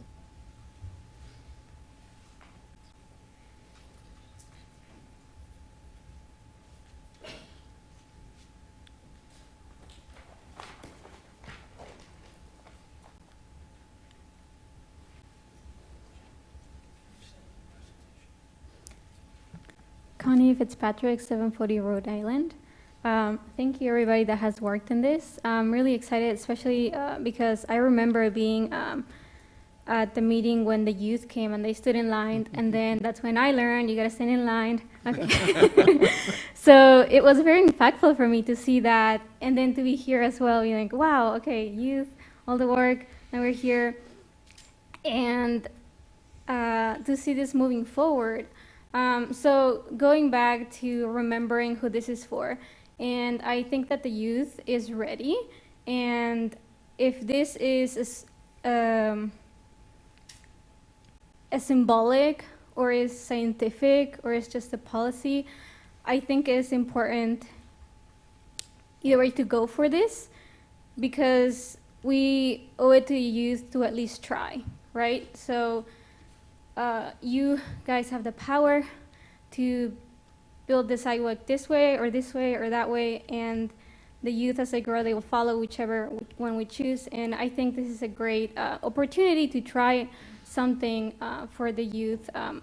Also, I appreciate that there was a #1 emphasis on equity and for low-income folks with disability who are using WIC as well, and SNAP and other programs. So apart from really advocating to continue working on that part, I'm really excited of the potential of this cultural change. And again, I think the youth is ready, so we should go for it. Thank you. Thank you.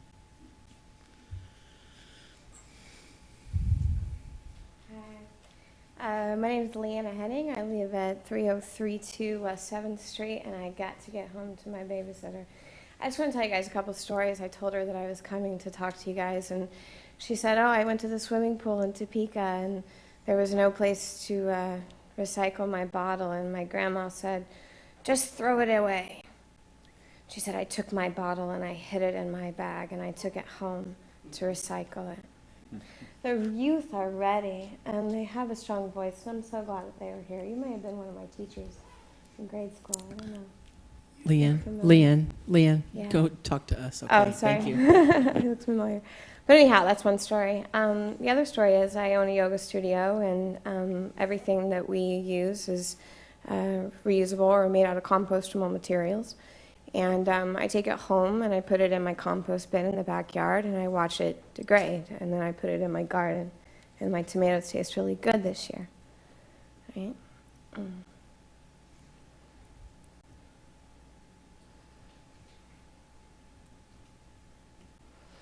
And then my third story is just about this plastic bags. And I lived in a place called Lafayette, California, which is just 10 minutes east of Berkeley 2 years ago. And how many times it took me to change my ways I went to CVS, bought a couple of things. Would you like a bag, ma'am? Yeah, sure, that's gonna be 10 cents. Okay, I can use these, the most dexterous things that we've been given. One time. Didn't take me any more than that to go, okay, I'm gonna use my reusable bag. That's it. One time. Thank you. Thanks.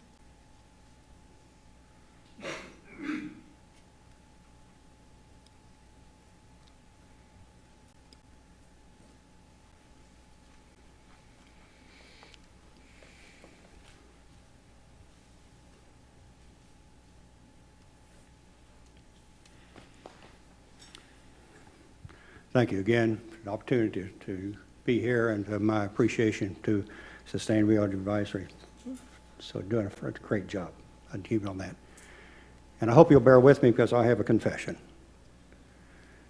When I was a freshman in university, where I was going, and for a fee, I'll tell you where that school was, but I got out of class, I remember that first semester, and on the corner was a person giving out free cigarettes. And you could choose Winston or Salem, and I didn't smoke at the time, and I chose Salem's. I became addicted. I stayed addicted to that convenience, which is the same thing like plastic bags, an addiction to convenience for myself, until I had my first child. And I still remember, to my embarrassment, my last cigarette was dug out at the bottom of a trash can around 12 midnight. It is difficult to break an addiction. But being invited by the fourth grade class, as I was, to go over and speak to them at Kennedy, which I did, I walked in and they had everything organized. So 3 different groups of research, presentation, etc. The fourth graders got up, and I thought, the cliche of think global and act local is not something that's a fantasy. This is reality. These students had seen a documentary about the ocean, but they thought about where they lived. And I was moved by that, and led us, in which I'm the moderator for, of representatives of green teams from Muslim, Catholic, Protestant, Unitarian, Universalist, green teams, said we need to act on this plastic issue because it is maybe minor, but it's a ripple effect that has such incredible symbolism but power in terms of how we need to change our lives and our addictions. So thank you, and I hope you consider this with all the changes that come about, that we become a city that is no longer on this addiction. Thank you. Thank you, Thad. Hi, my name is Nancy Muma. I live at 1217 Inverness Drive. I've been a resident of Lawrence for just a little bit over 12 years, and I've been a professor at KU, and I'm the chairman of the Department of Pharmacology and Toxicology. So I know a little bit about the science behind this. As a scientist, I do work on neuroendocrine systems, and I know what some of these plastics can do to us, and we're learning more and more about the detrimental effects of these plastics. So I really want to thank you, Mayor Larson, and you commissioners, and especially the Sustainability Advisory Board for their hard work on this really, really important issue that takes some of our important research that we do at KU and puts it into action. And I think it's so important that we make our decisions based on information and based on the scientific facts that we have. And that's what you folks are doing, and it's so important. And I just really want to thank you for doing that and really considering all of the implications of our actions and our addictions, as you put that. I think it's so key. So I just really want to encourage you to think long and hard about the importance of this first step in decreasing the plastic waste that we're exposed to and our children are exposed to. So thank you so much for considering this, and I really look forward to seeing the progress that we make on this, and that you hopefully choose to go forward with this proposal. Thank you. Thank you.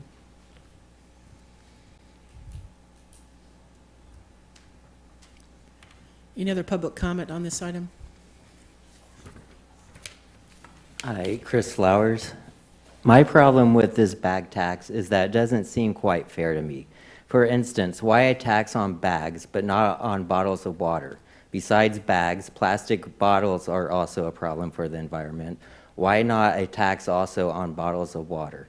People can get a reusable bottle and just fill that with water. Why not spread the tax on other undesirable plastics instead of focusing it all on bags? Speed bumps are bad for the environment, yet the city keeps building them. So if the city is going to impose this tax on its citizens and businesses, shouldn't it also make sacrifices for the environment itself? But it won't quit building speed bumps because of the "what about the children" crowd.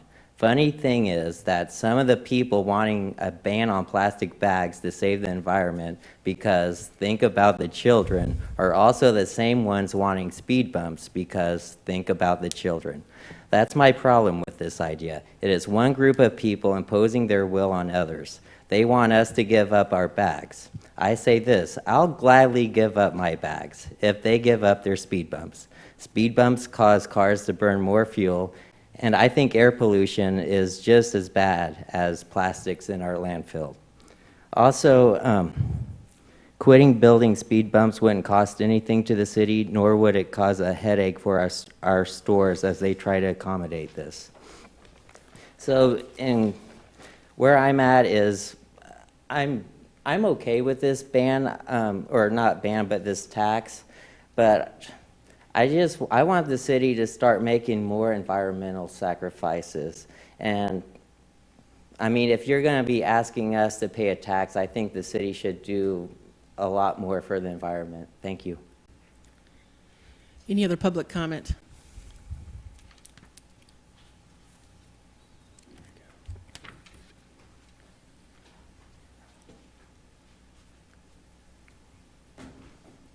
Are we supposed to give our address every time? I believe you're supposed to sign in every time, yes. But we're not supposed to, like, state our address? No, you can just state your name Okay. When do you start timing me? as soon as you start talking. All right, we know I suck at this. Failing to support the single-use... Ma'am, your name? Oh, I'm Kira McPherson. I'm on the Sustainability Board, but I'm here as a private citizen. Okay. And I'm also a member of the Sunrise Movement. If anyone wants to get in touch with us, we're here. Failing to support the single-use plastic ban will send a dangerous message to the citizens of Lawrence. The plastic ban is the right thing to do. It was the right thing to do years ago, frankly. Support for this ban does not exist in a vacuum. It exists in a time where people feel completely ignored and unrepresented by their leaders. It exists in a time where citizens are terrified, anxious, exhausted, and furious. Failing to support the ban will say to the people of Lawrence, your leaders only care about sweetheart deals for climate criminals like plastic lobbyists and irresponsible developers. Your leaders don't care about science, about turning the city in a sustainable direction, about taking the most basic steps of environmental responsibility, let alone adapting your city so that it will survive the coming climate crisis. It will tell them that their city leaders only care about the easiest path forward, about cashing in on the progressive reputation of Lawrence, talking the talk, but utterly failing to walk the walk. I have lived in a lot of places, and it is true that Lawrence is different, or rather it was different, but some city leaders seem hell-bent on turning it into another generic, overdeveloped, unsustainable town. Let me remind you, you do not get to cherry-pick the science. Crap, I just lost my place. This climate crisis is real, immediate, and an existential threat to unprepared, unadapted cities. But the good news is that cities that are unique in identity, unique in experience, and environmentally aggressive, ones that are prepping and retrofitting and supporting small businesses and small private citizens in their personal climate adaptation plans, are thriving financially and otherwise. Towns that have ignored climate change, have ignored environmental science, are more and more often in dire straits.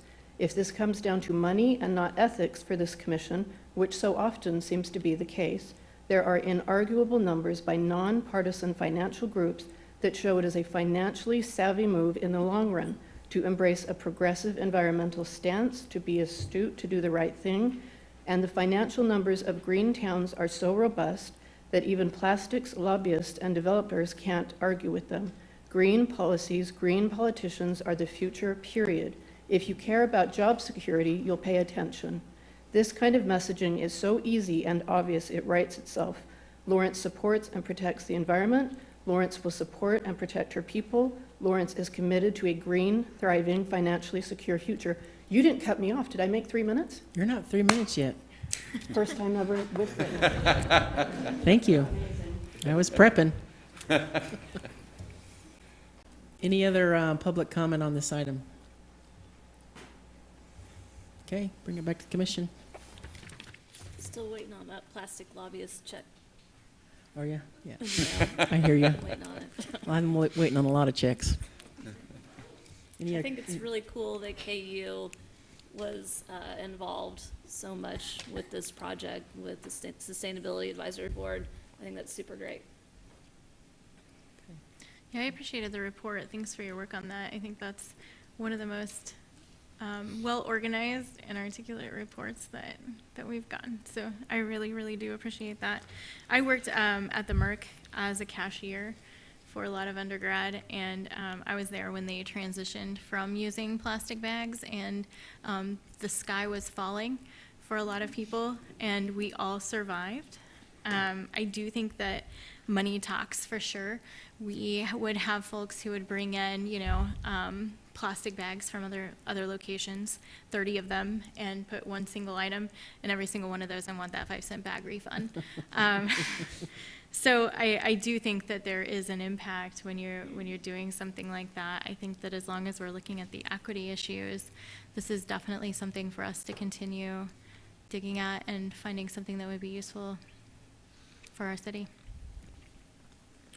Well, I appreciate the report and the work that went into it. And I also appreciate Thad reminding me what it was like to be in that classroom, because I got invited to go to that classroom too, and it was great fun. And the kids worked so hard on their project that it was the end of the school year, and we had to scramble to get them in here to City Hall, and we did. And as Connie pointed out, it really was a great experience to see them present their information to us. This is the direction we need to be going. My concern is I'm worried about the legal framework in the state of Kansas. I think Graham talked about that. I'm not sure what the existing legal framework is and what we can do, but I think we need to find out. I just want to start by addressing one of the comments made was that I think it was Ms. Wilkie had said that the tenor of our questions indicated we were relying on plastic bags. I'm an Aldi shopper. I don't even have that option. They literally don't have bags. I took my groceries home yesterday and like this. But there was another comment made, I think, by the young lady who left. But she said that it takes when she was in Lafayette, California, it took one time or something like that. And I had a very similar experience. I think I was in Sprouts for the first time ever. I'd never gone in there, and I wanted to check it out. And they also don't offer bags, as I recall. And I was very ill prepared for that. But it took me one time to learn that they didn't offer bags, and I've been better prepared since then. So, I say that with two comments. First of all, I think Lawrence is a special place for something like this, because I think a lot of people have already taken that first step.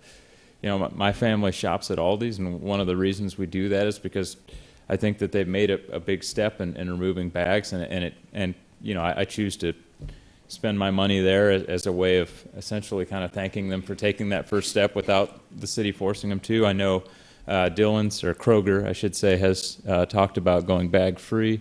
I know at Hy-Vee, if you use reusable bags, it's like 5 cents a bag or something like that. I remember when the Merck made that move. There's a lot of places in this city that are way ahead of us up here.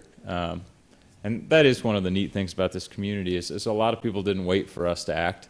They just said it's the right thing to do, let's act. The questions I was asking, I still come back to, though.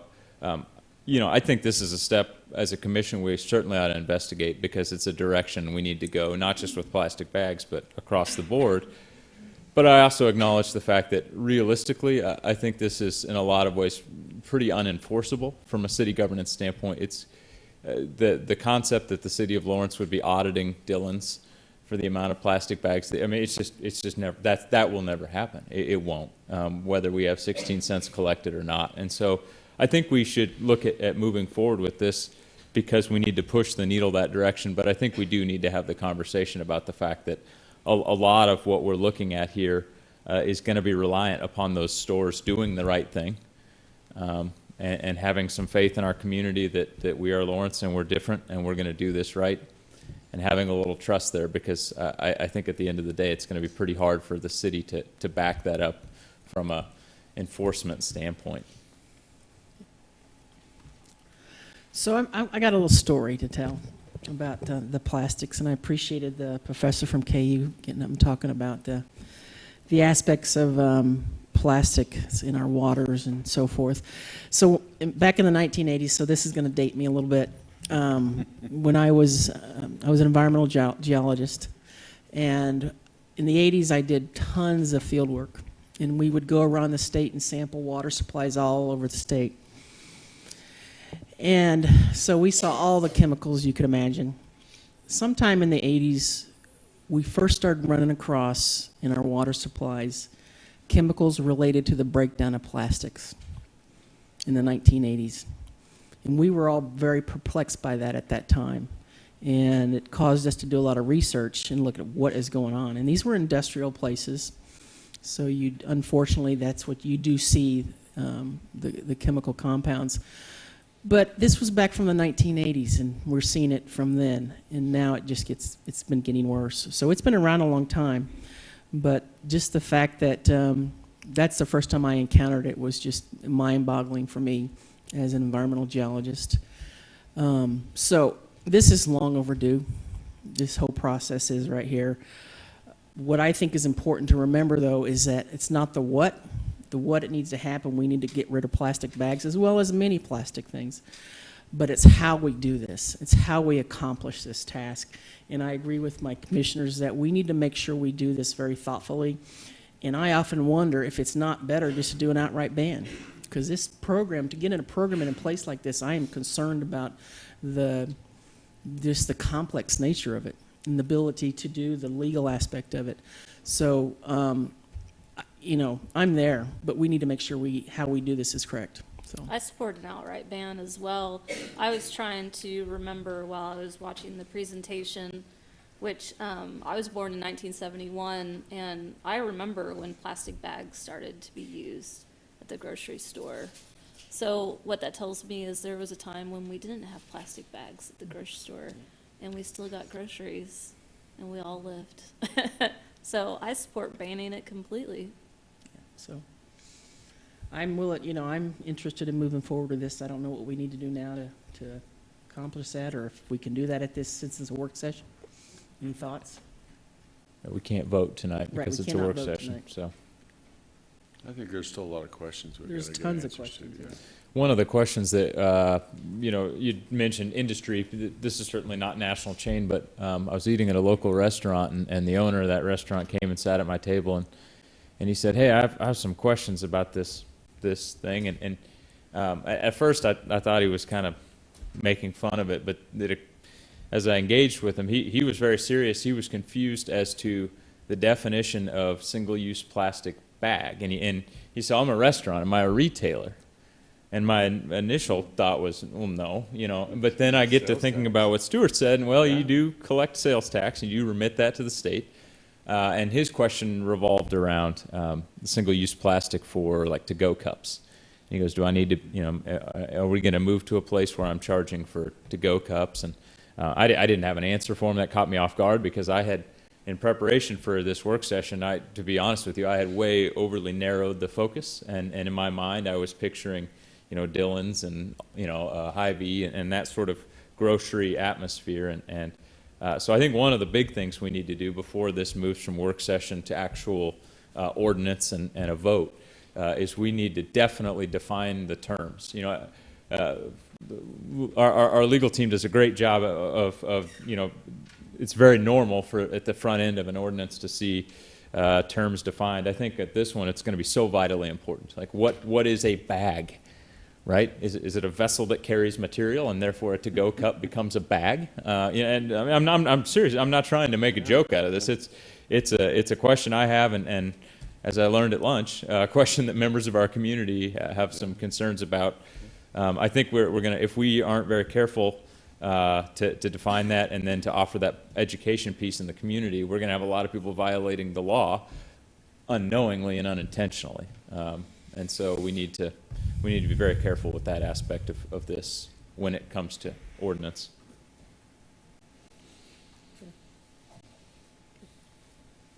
So do we need to move anything on this, or? Well, I think we've heard that you want Yeah. to hear more information and do more research, and the committee's decided to wade into that and bring something back. All right, thank you very much. Thank you, everybody, for coming.